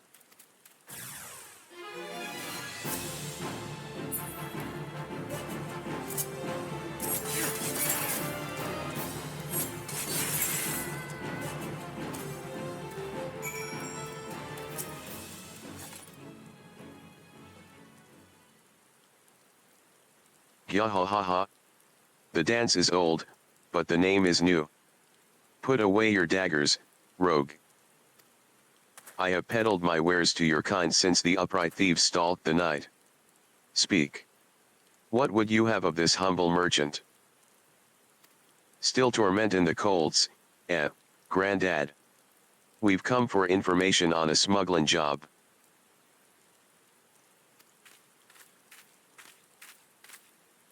there was this peddler what was caught at the Lothagran checkpoint movin' merchandise for the grinning curs. Pleaded innocence even when he had the screws put to him. Ye wouldn't know aught about that deal, would ye? Every last sordid detail. Not a single grain of stolen sand passes through the shadows without my knowledge. But such prickly wisdom lodges tightly in one's throat. What have you brought to ease the pain of its passage?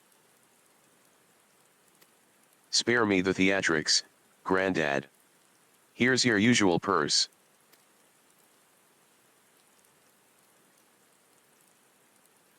The sum is paid. The deal is made. May my answers sate your fickle hunger. Your hapless peddler was indeed innocent. He was but a beast of burden employed by associates of the grinning curs, and likely knew naught of his freight's tainted nature. A pawn, if you will, a convenient decoy. There are those amongst my acquaintances who specialize in providing such services. That's what I thought, the curs wanted that cull to get caught. And now the jackets have had a taste, they'll waste their time yafflin' every shite pie what comes through their checkpoints. Meanwhile, the real treasures are hidden away in the dark mans, along with the grinning curs. Not the dark mans, Master Rogue. The mist. Aside from the traveling merchant, the curs associates have spent coin on another piece for this little game. A navigator. One who is practiced in piloting a vessel through the Doxies pull. The Doxies? The gods only know how many ships VE sailed into that fog soup and never come out again. And that's where ye say the curs have gone to ground. Now there's a trick what took some bollocks. Once their hunted tub was sit in dimber in the mist, though, it would have been easy to have these associates there's ferry the junk goods to Noscea. Then the canny coves just needed to wait for the peddler to get boned, and draw the glazes the yellow jackets inland. We need to strike now. As soon as they learn the coast is clear, they'll flee for open waters. A fair appraisal of events. Now that you know the location of your marks, however, it will not be so difficult to track them down. The Doxies Pole was once an impenetrable shroud, but ever since the calamity the mists are far less constant. Narrow your search to the heaviest banks, and you will soon uncover those who wish to remain unseen. But now, a warning, the mists conceal other dangers besides the dogs you seek. A careless step may land you upon the chopping block. The chopping block? Ya can't mean.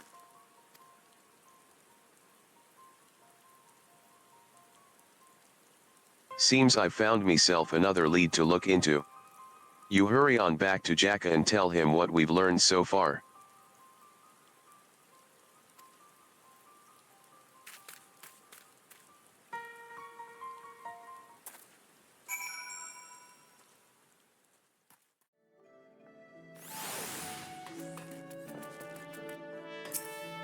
Ye never heard o' the grinning curs?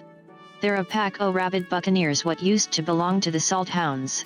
Back in the day, the Salt Hounds had the crew to fill more and but when the Admiral came...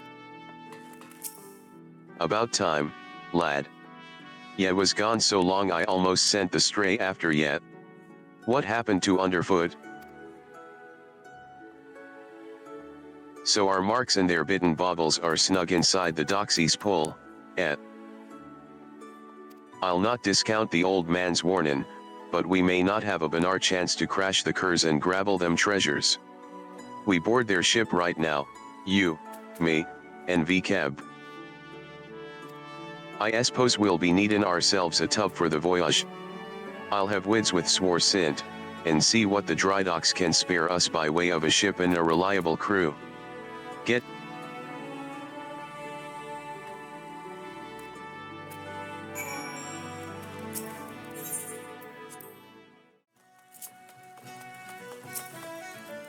all right, Cater. I've pulled in some favors, and there's a crew what'll get us close enough to scamper aboard the Ker's vessel. It'll be cramped up on that deck. If we try to mill the whole lot at once, we'll soon find ourselves up against the rails. So we go in quick and quiet, and try to knock 'em off a few at a time. Well, Colt. Are ya eager to test your sea legs?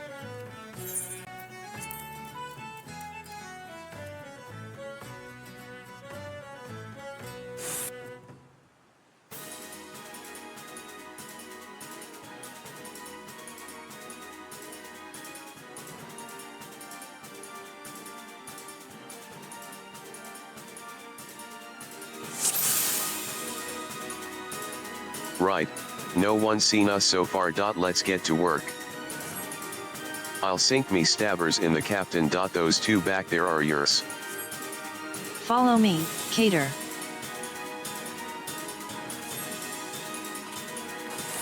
Our rogues. All the bloody way out here?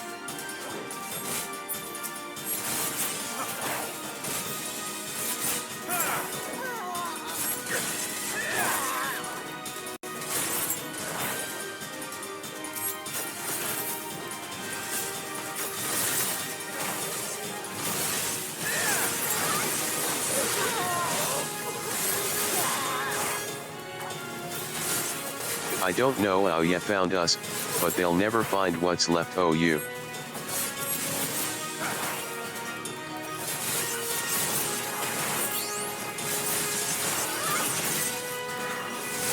Slippery bastards, let's see just how quick ya are.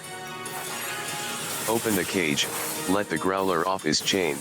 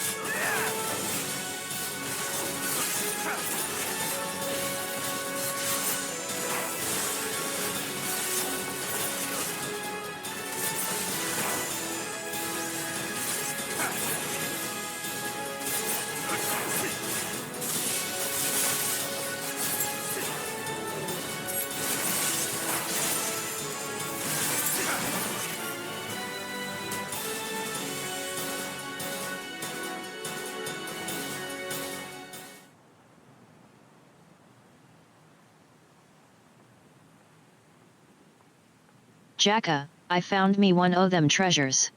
Unless there's another fist-sized blue diamond on board, it's gotta be the cerulean star. As for them other two baubles, I've tossed the cabins and been through the hold ILM by ILM, but there's naught else here.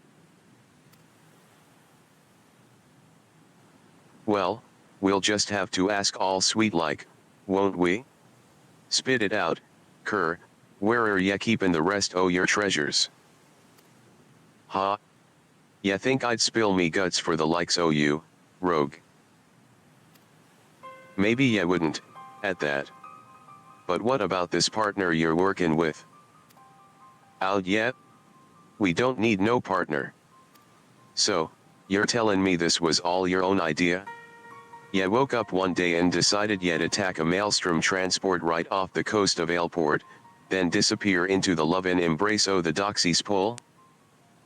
Not exactly your style, is it? The grinnin' curs are too bleedin' famous for bane the crew what turned their snouts up at privateerin' in favor o' keepin' to the old ways. Ya be only escaped the yellow jacket's grip this long by crawlin' on your bellies and snatchin' scraps what fell from the table. Ya ain't the type to sink your teeth into a navy-owned vessel, no matter the prize. Well, maybe there ain't no profit in being cautious no more. The age o' pirates is swift comin' to an end. Merlewipe won't be stopped, not by a piddlin' little crew like mine. That's why we've thrown our lot in with the executioners.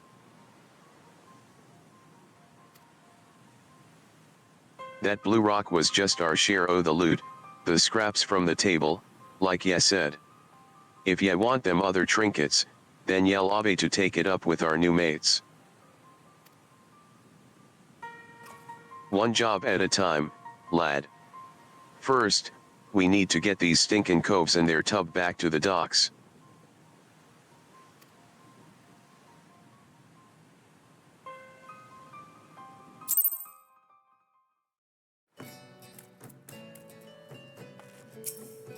Piss on you for talking our ship. Should have set ER on fire while I still had the chance. The job just got proper thorny. But at least we've grabbed one o' them damn treasures.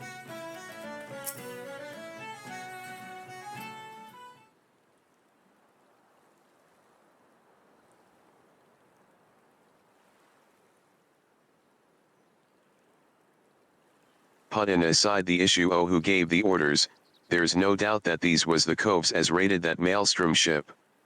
Now for a punishment what fits the crime.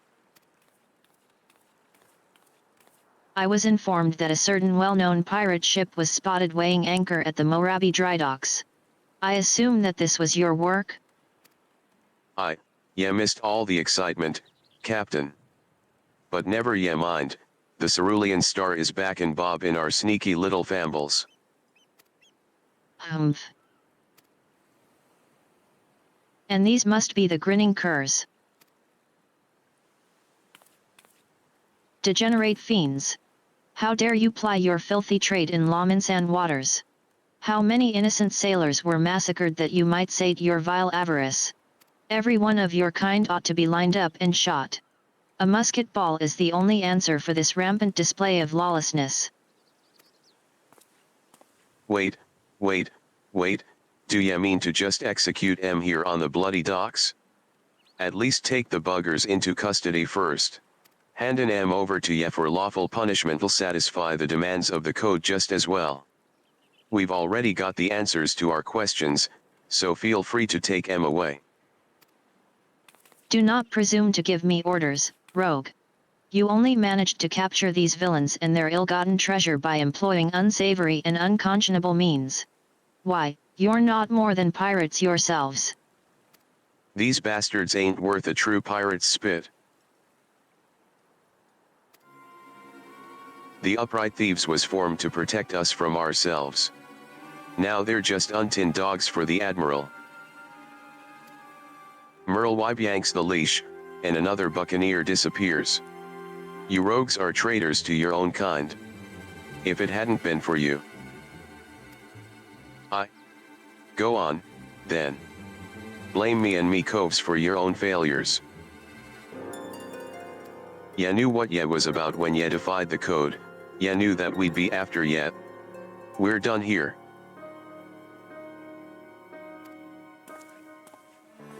There are still 2 treasures left, rogue. And I mean to claim them both. I'd reconsider this contest of yours, Captain. Turns out this fish we're trying to hook is a shark, and it might just swallow ye whole.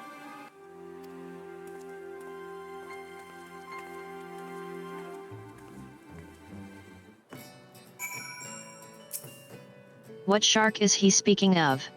And how could any pirate challenge the might of the Yellow Jackets? No, he seeks but to unnerve me. I'll wring the truth from these grinning curs, and we'll see who triumphs over whom.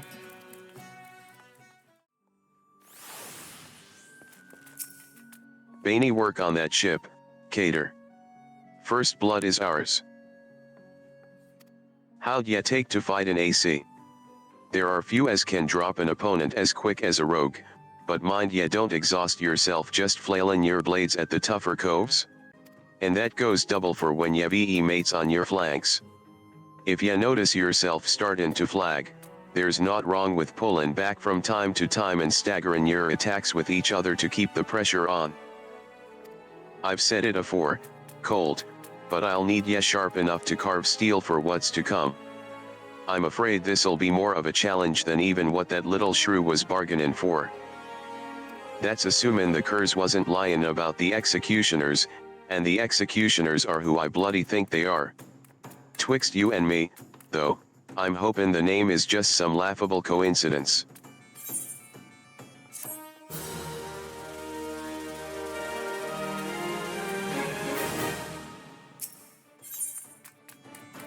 Ho there, Cater. We've a rough job ahead of us, and that's a fact. Matters are tangled enough what with that Millalamort snappin' at our heels, but we still managed to grabble that first trinket without too much fuss.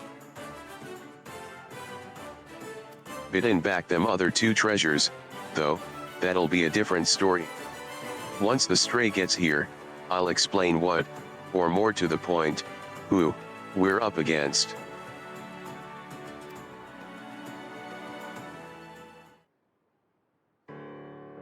Alright. We've two baubles left on the list, the Silver Sorrows, and the Black Sarcophagus. Let's see where we're at.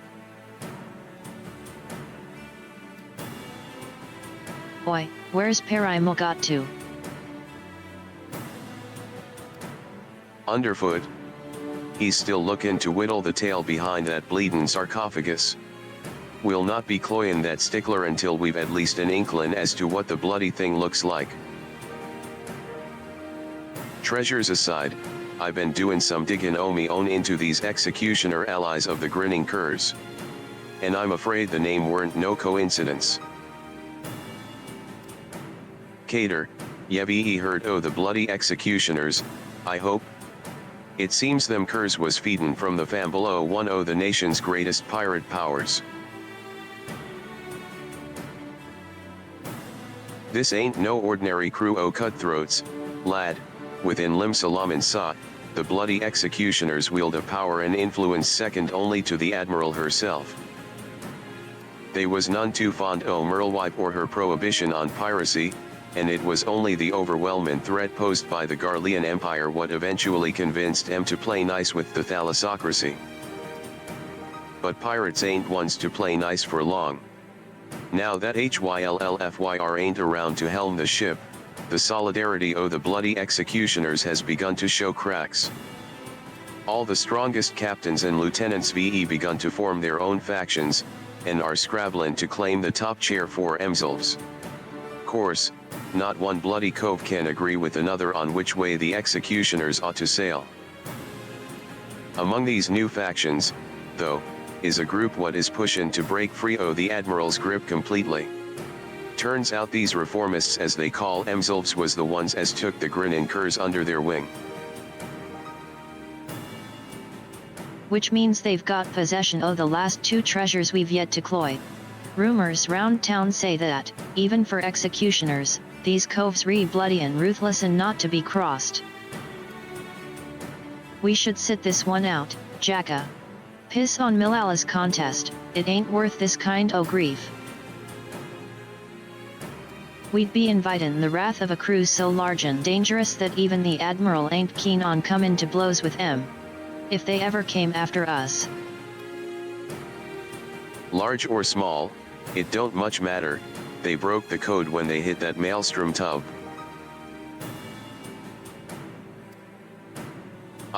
The grinnin' curs are payin' for that crime, but we'd be poor sodden excuses for rogues if we let the real culprits carry on unpunished. I mean to see this job to the end, and that means biddin' back them treasures, and handin' out proper justice to them as deserve it. But, Jacke. Listen, with all the infighting goin' on at present, a stabbin' a short blade into one faction's toe ain't like to bring the whole executioner crew down on our heads. Besides, them reformist buggers are so far split from the main mob that they've been avoidin' the city altogether. Now, it's about time we got to work. Cater, you're to track down our black market contact. I set him to lookin' into the curs' new allies a while back, so he should have some answers for us by now. The veil was lifted by a southerly this morn, that'll put the old man at his haunt in lower Noscea. Here, take this sack o' blunt and pay a visit to the house o' sticks.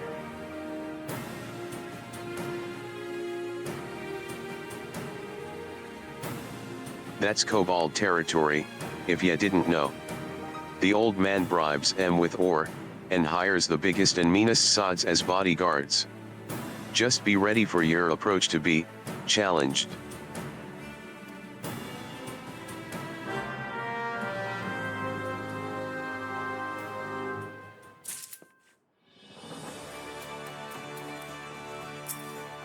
I know full sodden well what it means to be a rogue. But as deadly as our guild is, we'd not survive a war with the bloody executioners.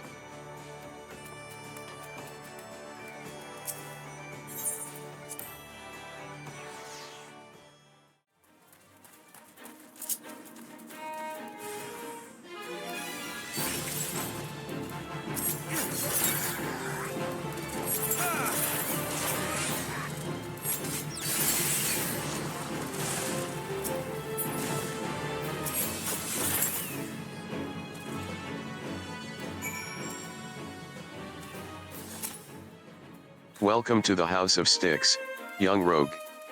You must excuse my hireling's enthusiasm for greeting visitors.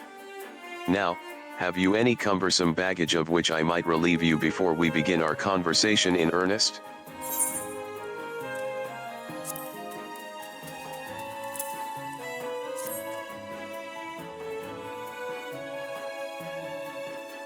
Gyahahaha. A heavy burden for one of your tender years to bear, but its weight has balanced the scales. The sum is paid, and the deal is made. Let us speak of these reformists. This faction that so wronged the code now seeks to peddle one of its stolen treasures, the earrings better known as the Silver Sorrows. The deal, it is said, is set to take place at Costa del Sol. The buyer? A moneyed merchant from the golden sands of Ulda. The earrings will be out in the open. Vulnerable. I would target the moment of transaction, were I so inclined. As the gentleman up there by the cabin appears to be, for he purchased the self-same information. Though he attempts to disguise his identity, the stench of a soldier yet lingers. I know not where one such as he came to learn of my existence, but I suspect he works for a certain yellow-coated captain. Yahaha. Brave, she is, but foolish. Stumble blindly into the underworld, and your groping hands will not save you from the holes at your feet. Sudden.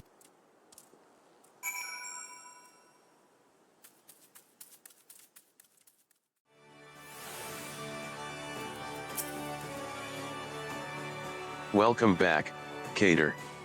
What information did the old man have on them reformists? Lookin' to unload them earrings, are they? And to an Uldon, no less. Can't say as I'm surprised to hear the buyers from out o' town. Ye won't find many Lominsans willin' to melt coin on aught them coves resellin'. Only the daftest of sods would go about fundin' them as means to pull down the admiral. One o' Milala's lackeys arrived at the house afore yet? How did they know to, bah, them curs we captured must have cackled during the shrew's interrogations. We'll have to assume the yellow jackets know what we know. And that means we'd best get our arses to Costa del Sol right bleedin' now. I'll handle this one, Jacke. You and Cater can wait here for Paraimo.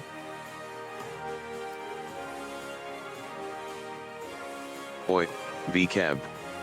What in the hells is she playin' at? After her, lad. She knows this ain't a solo job.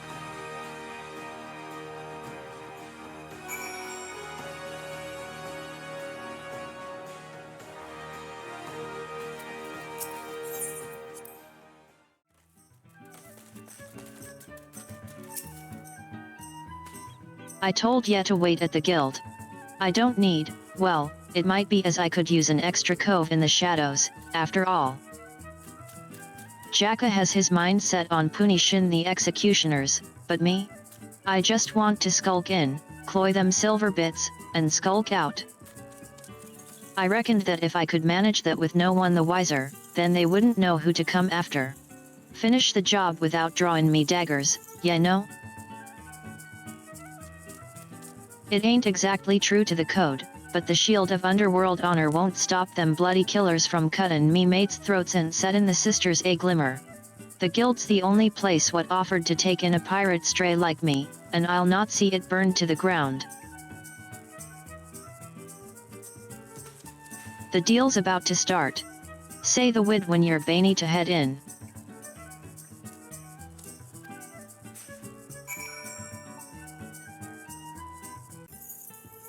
Alright, here's what we know. The rich merchant what's come over from Ulda is some old mate o' Master Gay Giraju, the cul as owns Costa del Sol.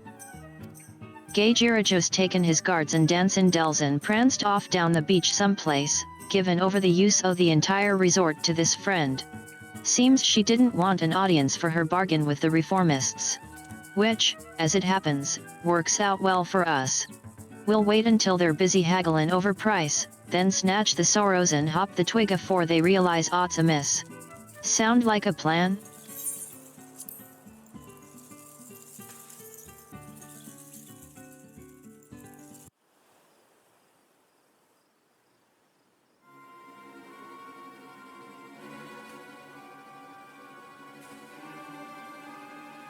There. The players' VE arrived, the reformists' coin counter and the Uldon buyer are setting up on the southeast platform. The earrings ought to be nearby. Hang about. Who are all these other culls? The place was meant to be empty. I see some nasty-looking blokes in Uldon garb, and, are those mammoths? Ugh, that merchant's brought along a whole bloody entourage. I've gone and got ahead o' meself. I should have realized the job'd never be that easy. We'll have to mill a few o' them bodyguards first, I reckon. Ya don't want to fight through a forest o' blades should ya get caught sneakin' about up on them narrow walkways. Jacke. I was just. I thought I'd. Stow your excuses, love. I know full well what ye were about. Ye start goin' soft on us, though, and it'll be like losin' one o' me arms. I can't take on the bloody executioners all by meself. It's only 'cause I've got rogues like you, and underfoot, and Cater here that the guild can take the jobs it does. When our coves walk the shadows, it's the bleedin' pirates what do the tremblin'. Remember that, VCAB. We ain't some two-gill robbers what piss their britches when their daddles re-caught in the honeypot. We're the knives in the dark mans, and no bastard wants to go blade to blade with the likes of us. I see ye not changed your mind, then. Ye'll need all the stabbers ye can get, and I promise mine'll be there when ye need 'em. Baney. Now let's carve a path to that platform, and bite back them earrings. VCAB, you hide yourself down by the docks in case the marks escape during the fightin'.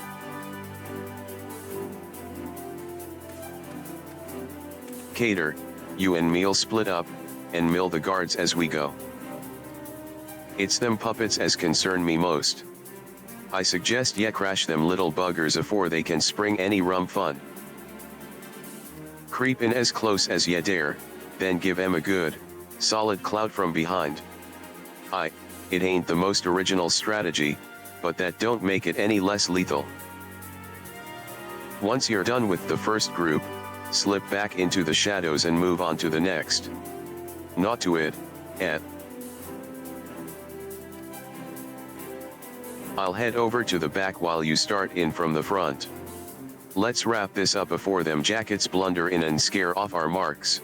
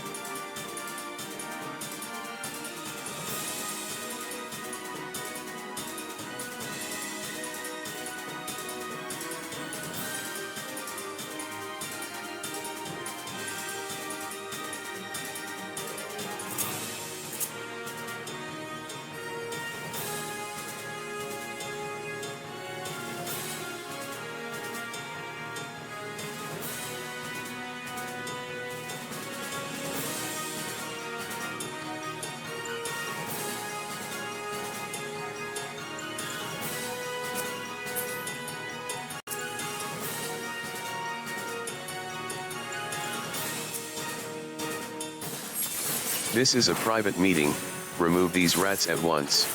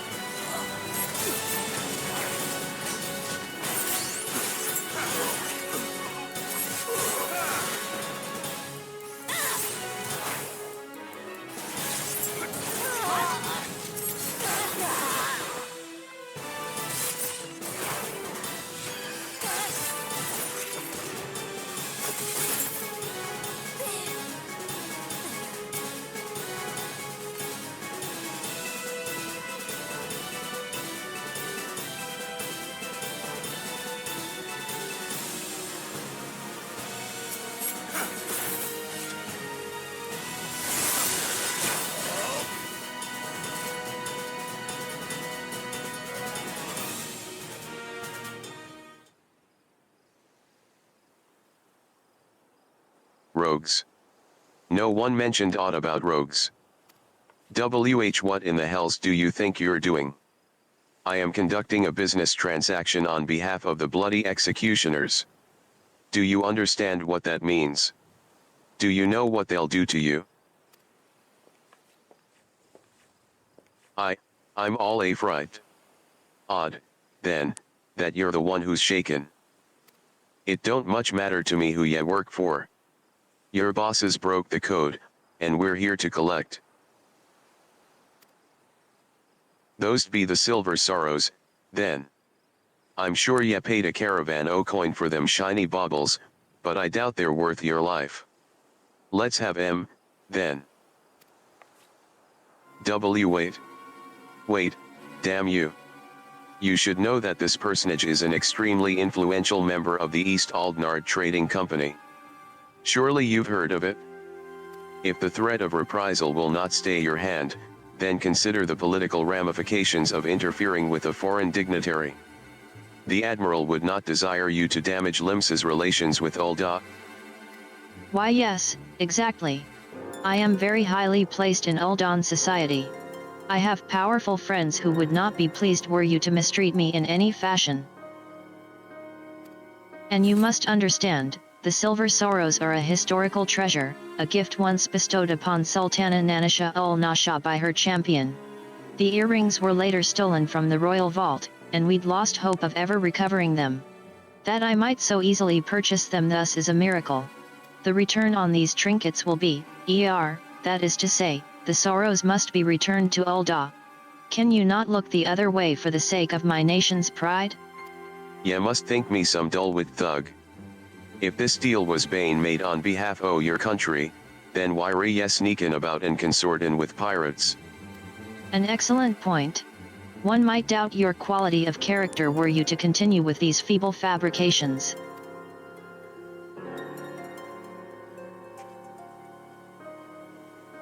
You need only entrust those earrings to me, should you truly wish to see them returned to Ul'dah, that is. After all, 'twas to fulfill that very purpose that the thalassocracy bid on the sorrows in the first place. Bit late there, aren't ye, Captain? I think ye'll agree this round belongs to us. On the contrary, my dear scoundrel. I made the winning move the moment I knew we were dealing with a merchant of Ul'dah. I come bearing an official order of seizure, authorized by the Admiral herself. You will not be harmed, but I must insist that you cooperate with this reclamation of unlawfully obtained goods. Though Costa del Sol is private property, it nevertheless lies within state-governed territory. Come along quietly, and we need not inconvenience Master Gageraju any further. These suspects will be taken into Yellow Jacket custody. And do not concern yourself with the Silver Sorrows, they'll be quite safe with me.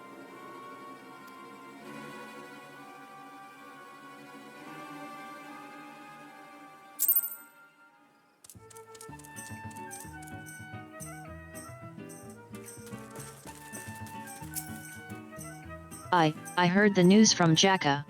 I don't think that was the Admiral chosen to side with Milala, though. Probably just eager to reclaim the Silver Sorrows.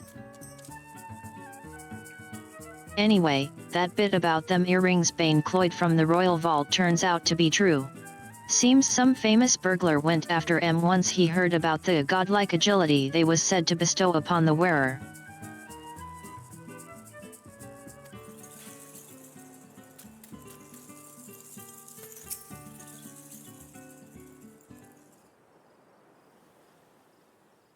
Bah! The hells take that canary-colored harpy. We might as well ve handed the things to her on a velvet cushion. I'll go find Underfoot and help him with his diggin'. There's still that last treasure out there, and ye can be sure the reformists won't be givin' it up without a fight. You do that. Baney luck to ye, love.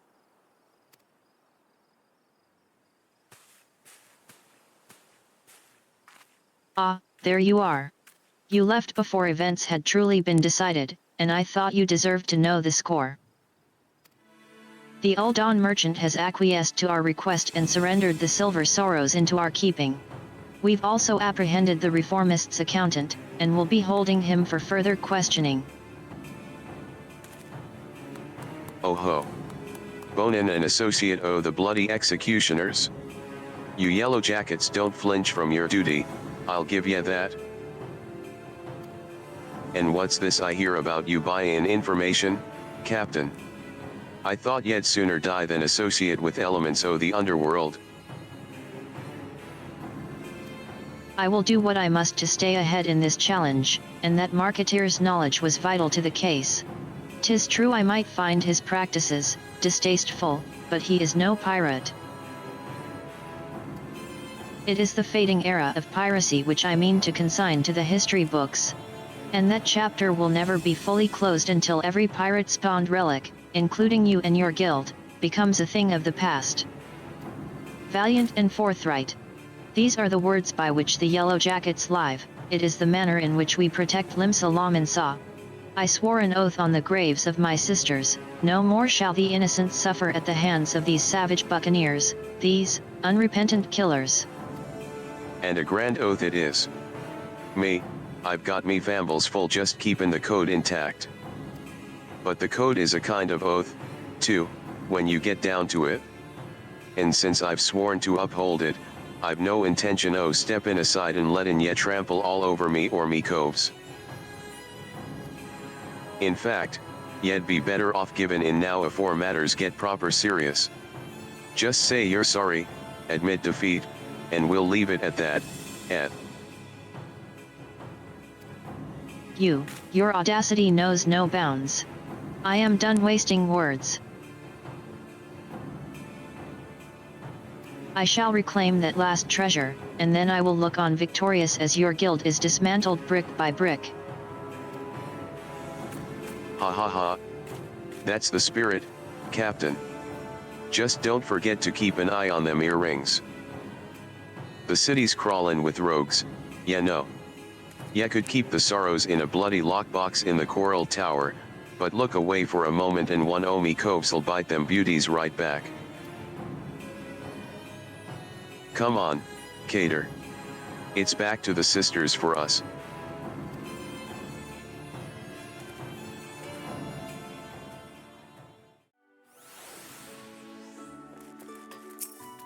Well, after all that hard work, the shrew made off with the spoils. And as far as her damn contest goes, I suppose that makes us even. It'll be the last treasure, this black sarcophagus, that decides the victor. Whatever the reformists are doing to keep it, Bob, Ye can bet your grandmom's teeth there'll be some blade work needed afore this job is done. Get yourself ready for a proper scrap, cater.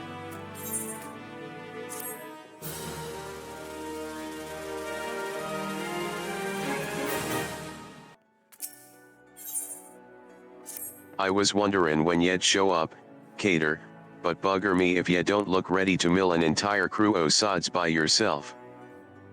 And baney that ye are, 'cause we've finally uncovered some hard facts about that last treasure.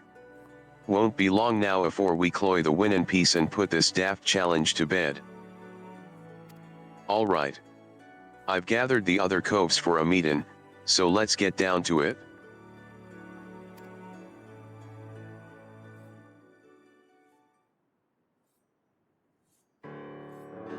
At long bloody last, the black sarcophagus has given up its secrets.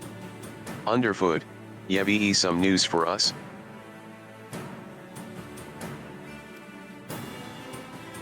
Jacke. I think half our troubles in whittlin' the truth of it lay in callin' this nasty thing a treasure. The black sarcophagus ain't no dimber bauble, it's the Markley Magitech mine, a bleedin' prototype explosive what was bitten from an imperial transport vessel. And even though it ain't that big, maybe the size of a small cargo box, they say the blasted have enough kick to incinerate a bloody behemoth. Seems the Garleans meant to start production at their factory in Noscea, then distribute the mines through Castrum Marinum. Lucky some plucky privateer cloyed the prototype en route, then, an experimental weapon. That explains why the thalassocracy was so bleedin' eager to bid at that auction, and so reluctant to share the details with us.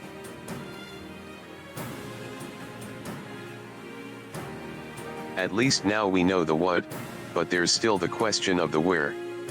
The Kurs delivered their bitten goods to the reformists, that much is certain. What happened to the sarcophagus after that, though, we ain't so sure.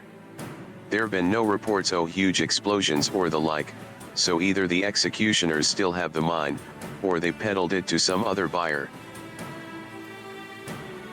The reformist faction came together out o' their shared hatred for the Admiral and her ways. I'm guessin' they didn't cloy that bomb just to sell it. What is it, Lonnie? A letter for ye, Jacke. Says it's urgent.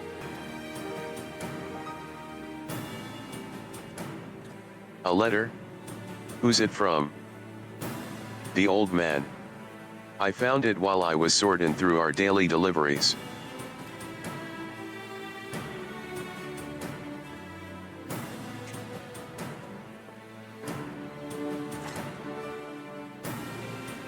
Let's see now, come to Thalaus. I have urgent news. I've never known the old man to summon a customer. No one's seen him at his usual haunts for a while, so do you reckon this some rum morsel he's dug up just for us? It could be. Cater, you and me are headed to Thalaus. Underfoot, VCAB, you're to take another stab at pinning down the location o' the sarcophagus.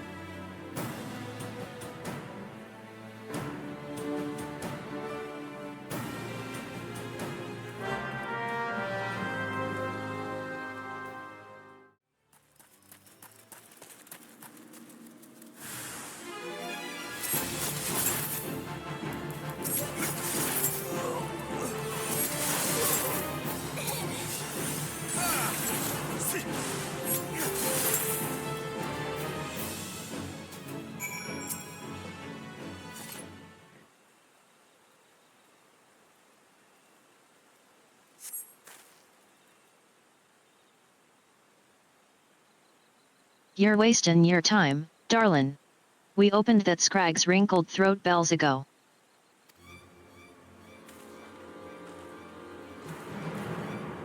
Ye cross the bloody executioners, and ye get what's comin' to ye. Did ye like our message? We wasn't sure ye'd fall for it, but a little mystery goes a long way, eh? Ah, now don't be like that, darlin'. Me and me mates didn't have much choice. When the boss says go play with the rogues, then we gotta go play with the rogues. After all, we never asked ya to come ruin our game, now, did we? And don't give me no long-winded speech about your precious code. The reformists' vision stretches far beyond what them tired ol' rules is good for. Once Captain Isip here takes command o' the executioners, he'll give us back the teeth we lost when we submitted to the Admiral's leash. We'll be the terrors of the sea once more. Free to rove and plunder in a new age o' pirate glory. And I'll bathe in blood to see that age come to pass. I'll kick down your shite stinkin' code, and ave all your sneaky eats on the choppin' block. Like hells you will. The only sentence what's been passed today is yours. Well, hello there, darlin'. Ain't you a fine-lookin' lad? I've heard all this prattle afore. Free to pillage and plunder, is it? It all sounds grand, but ya don't think o' the price. That shite stinkin' code is the only thing what keeps you bloody coves from millin' one another. Without it, without Limsa Lominsa to call home, ye'd be adrift in an ocean o' quarrons. But if you're so keen to keep company with the dead, I'll be sodden happy to oblige. You was prettier with your gob shut. But I can see I'm out o' me depth, As much as I'd like to lop off your noggins, I'll ave to be satisfied with draggin' the two o' ye out into the wilds. Kept ye well out of the way, aven't I? Out with it, then. Gah ha ha ha ha ha. Ain't it obvious? You stubborn scrags is lookin' to swipe our new toy, and my job was to stall yet. The captain is the mine with I'm right now. He's set to show the rest o' the executioners that he's got the stones to sit in the leader's chair. And what better way to do that than executin' the bitch what snapped the chains on our crew? He's targetin' the Admiral herself? You're plannin' to blow up the command room, ain't yet? You ave me permission to panic. Course, if ye'd rather steer clear o' the city, I'd be glad to keep ye company right sweet meat. Gah ha ha.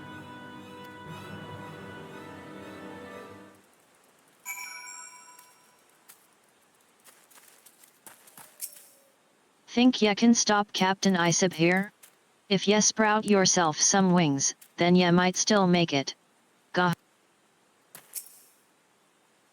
We've got this mad mort at our mercy, but she seems to be enjoyin' herself. I'd better drag her back to the guild and see what other information she'll spill. I'll need you back in Limsa as well, but ye be business at the foremast first. Ye should find Captain Millala at her post there. Forget about the sodden challenge and tell her everything we know. Unless me judgment's well off kilter, she'll do what needs to be done.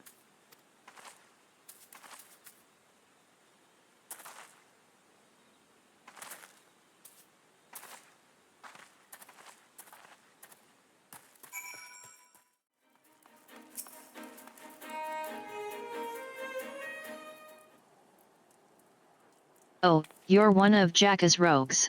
You've come to steal the sorrows, have you? Well, you shan't have them.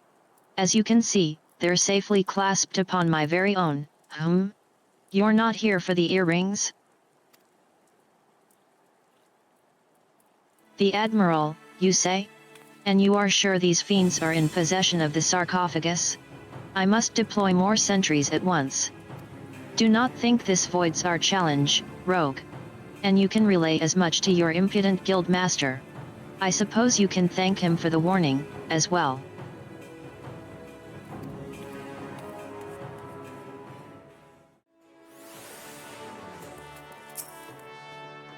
So the jackets are on the move?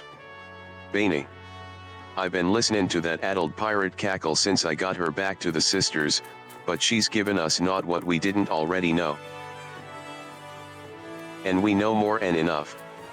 I say we rally the rogues and go after that mine, afore it blows up in our muns.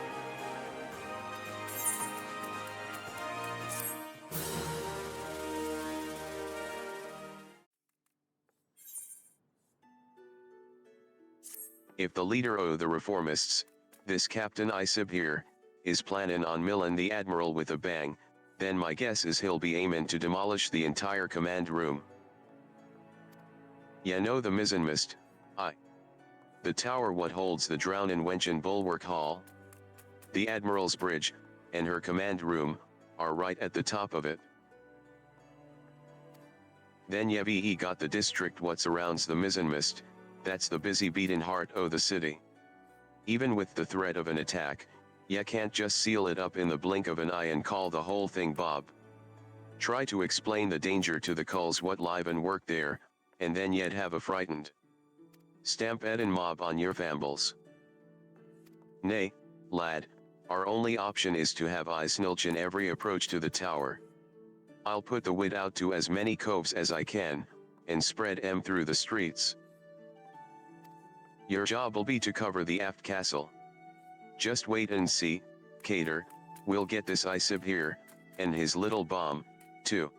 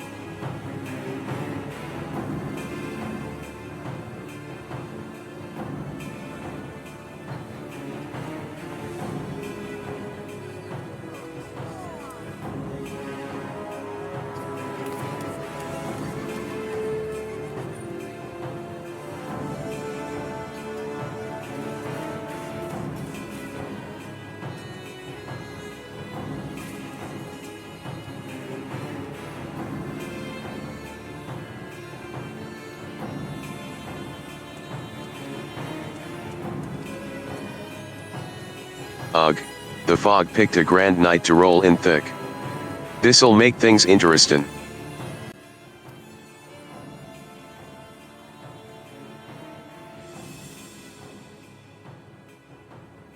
Our presence on the streets is far too thin.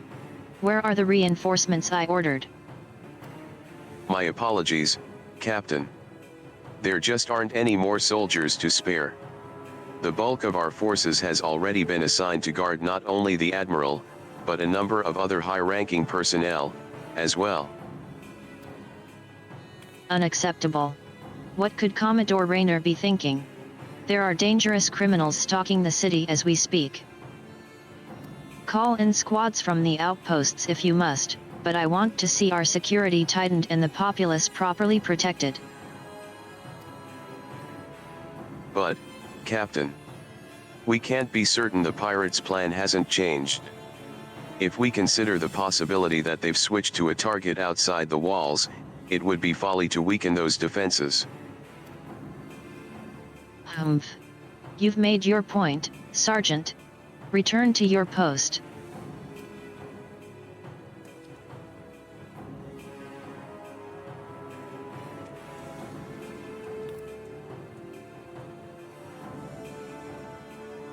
Once all is lost, it is far too late to question what one should have done.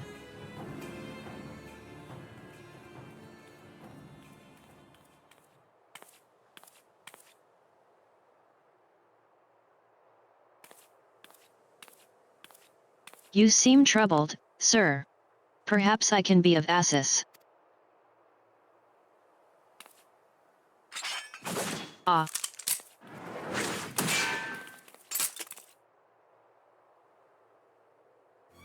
I've been dying to meet you, lass. Keen to set eyes on the bold yellow belly what cost our crew a fortune in Uldon coin. You're an executioner.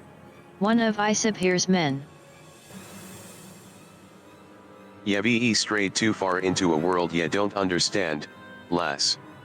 Your eyes is fixed on the light o' justice, leavin' ye blind to the chasm openin' up at your feet.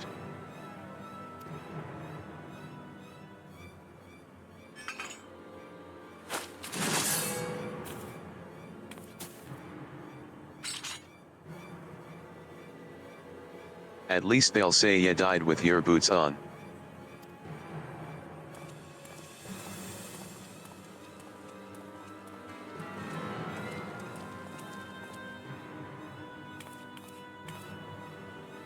The yellow belly won't be botherin' us no more, Captain. As for the mine, the lads'll have it primed in front o' the wench by the time ye get there. Good. Not long now afore we drag that bitch Admiral, her pretty tower, and all her simparin curs down to the bottom o' the sea. Then I'll raise our flag on the ruins o' the mizzenmast, and lead our brethren in a return to the old ways o' blood and plunder.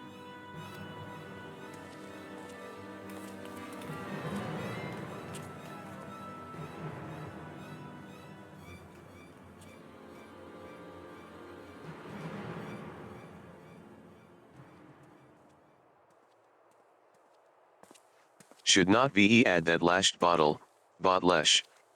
The wife ish gonna, kill me. What sh that, then?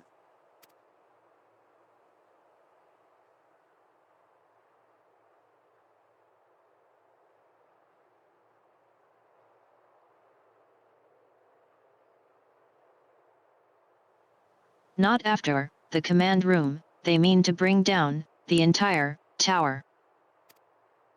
If the mizzenmast falls, the bridges, will follow. Half the city will.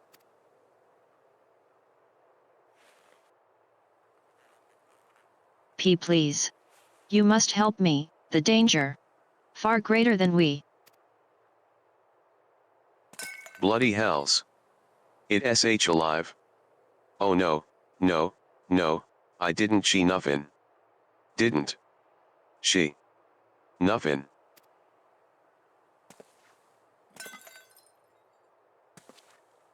Please. You must, send word.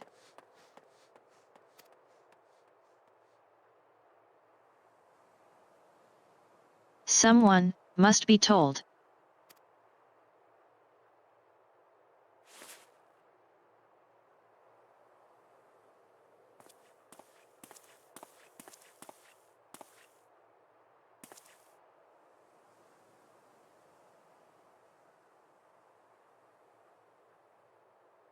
You. How did you?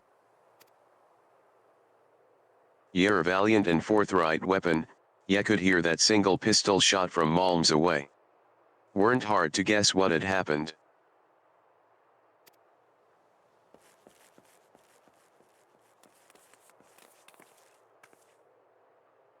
I poked the yellow jackets on me way over. A healer'll be along shortly. Bainey. That means we've only one last thing to do. We have never, been allies. But I beg of you.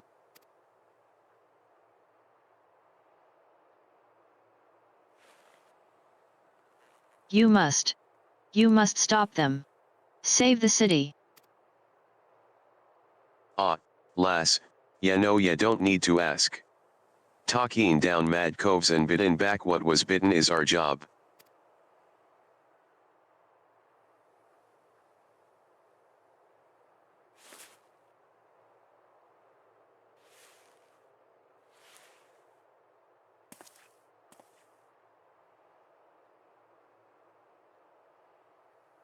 You all set, then. Ready, Jacke. Always.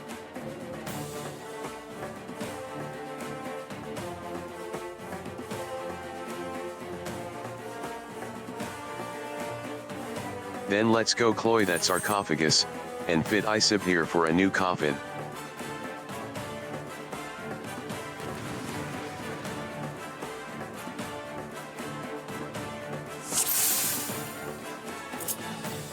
Make for the mizzenmast and find Isip here.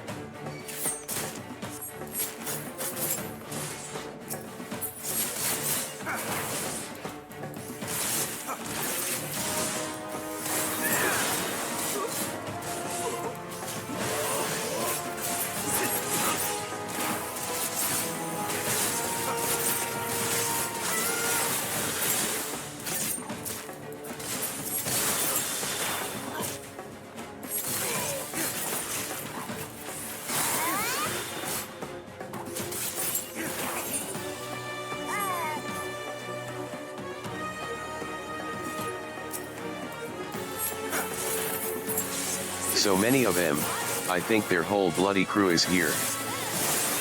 Bainey, ya know how I hate tracking down stragglers.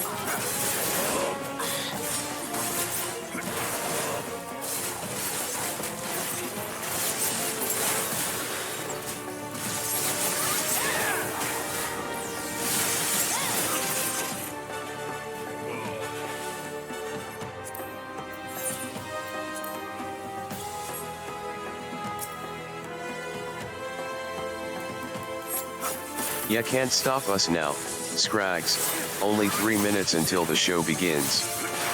What? That's it, then? Find and smash them detonators, check the ramps going up, and going down. Cater, mill all them detonators, we'll keep these coves busy.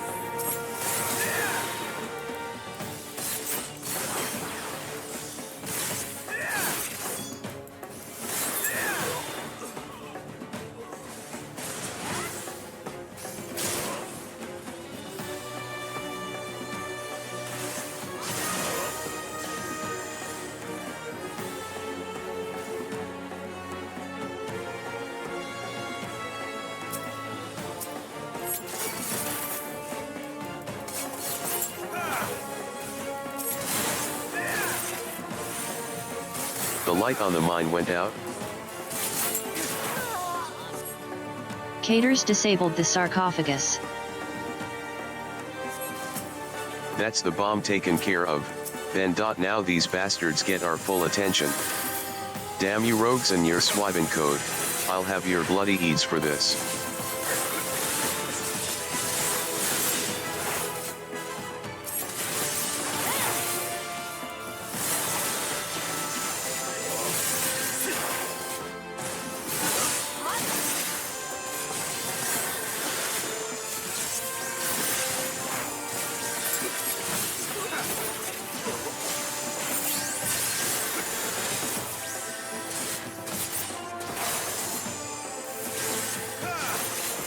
This wasn't part o' me plan. I could have been a king among pirates.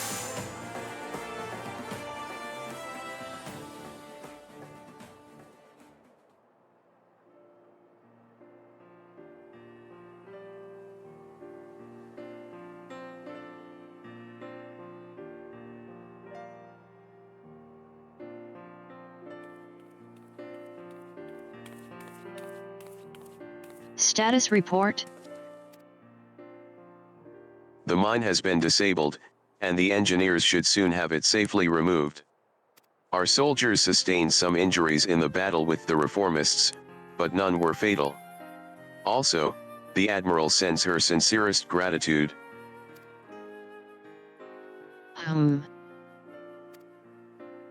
Look, there she is.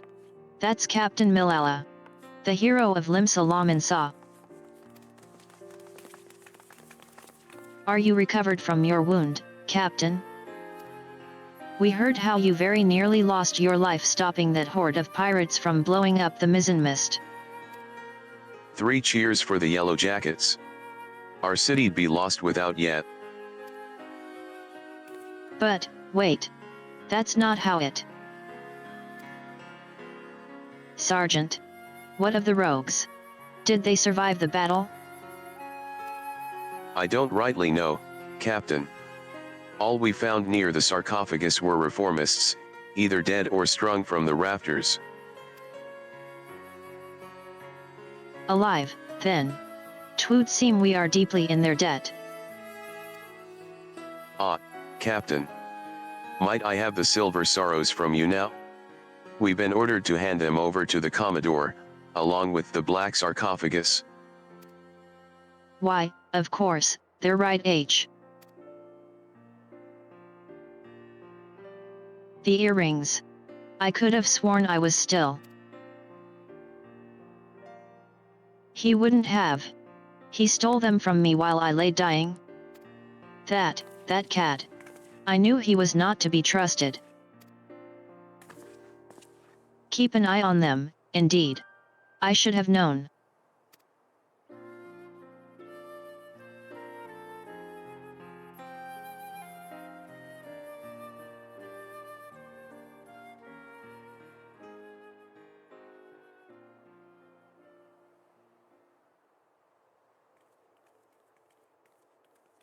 Are ye sure about this, Jacke?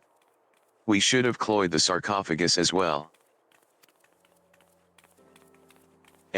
I think she's earned it, don't you? If it bothers ye that much, think of it as a trade. If you'd ask me, they look a bit daft. Well, I didn't ask yet. So, the jackets ended up with the mine, and we got the diamond and the earrings. Which means, victory belongs to the Rogues Guild. Do ya think Milla'll leave it at that, then?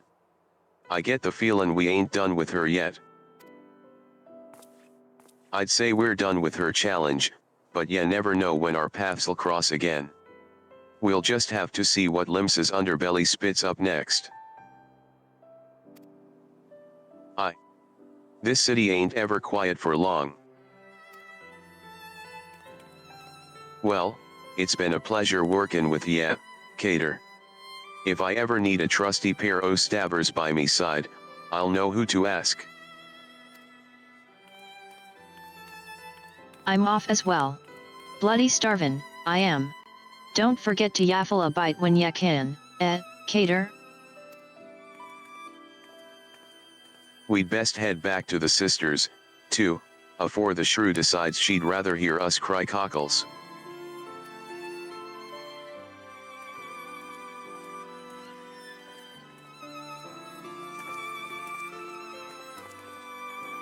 Bainy work, Cater.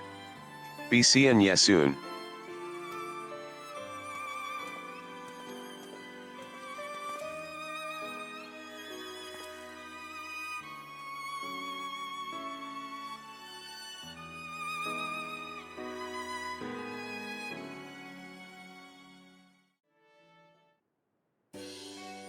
Ho there, Cater. It'll be nice to finally have a bit of a rest, eh? The job never ends, but even a dimber-damber like meself needs to breathe every now and again. And your Venturin mates must be wonderin' where ye got to. That was a proper long assignment, but I'm glad ye decided to see it through.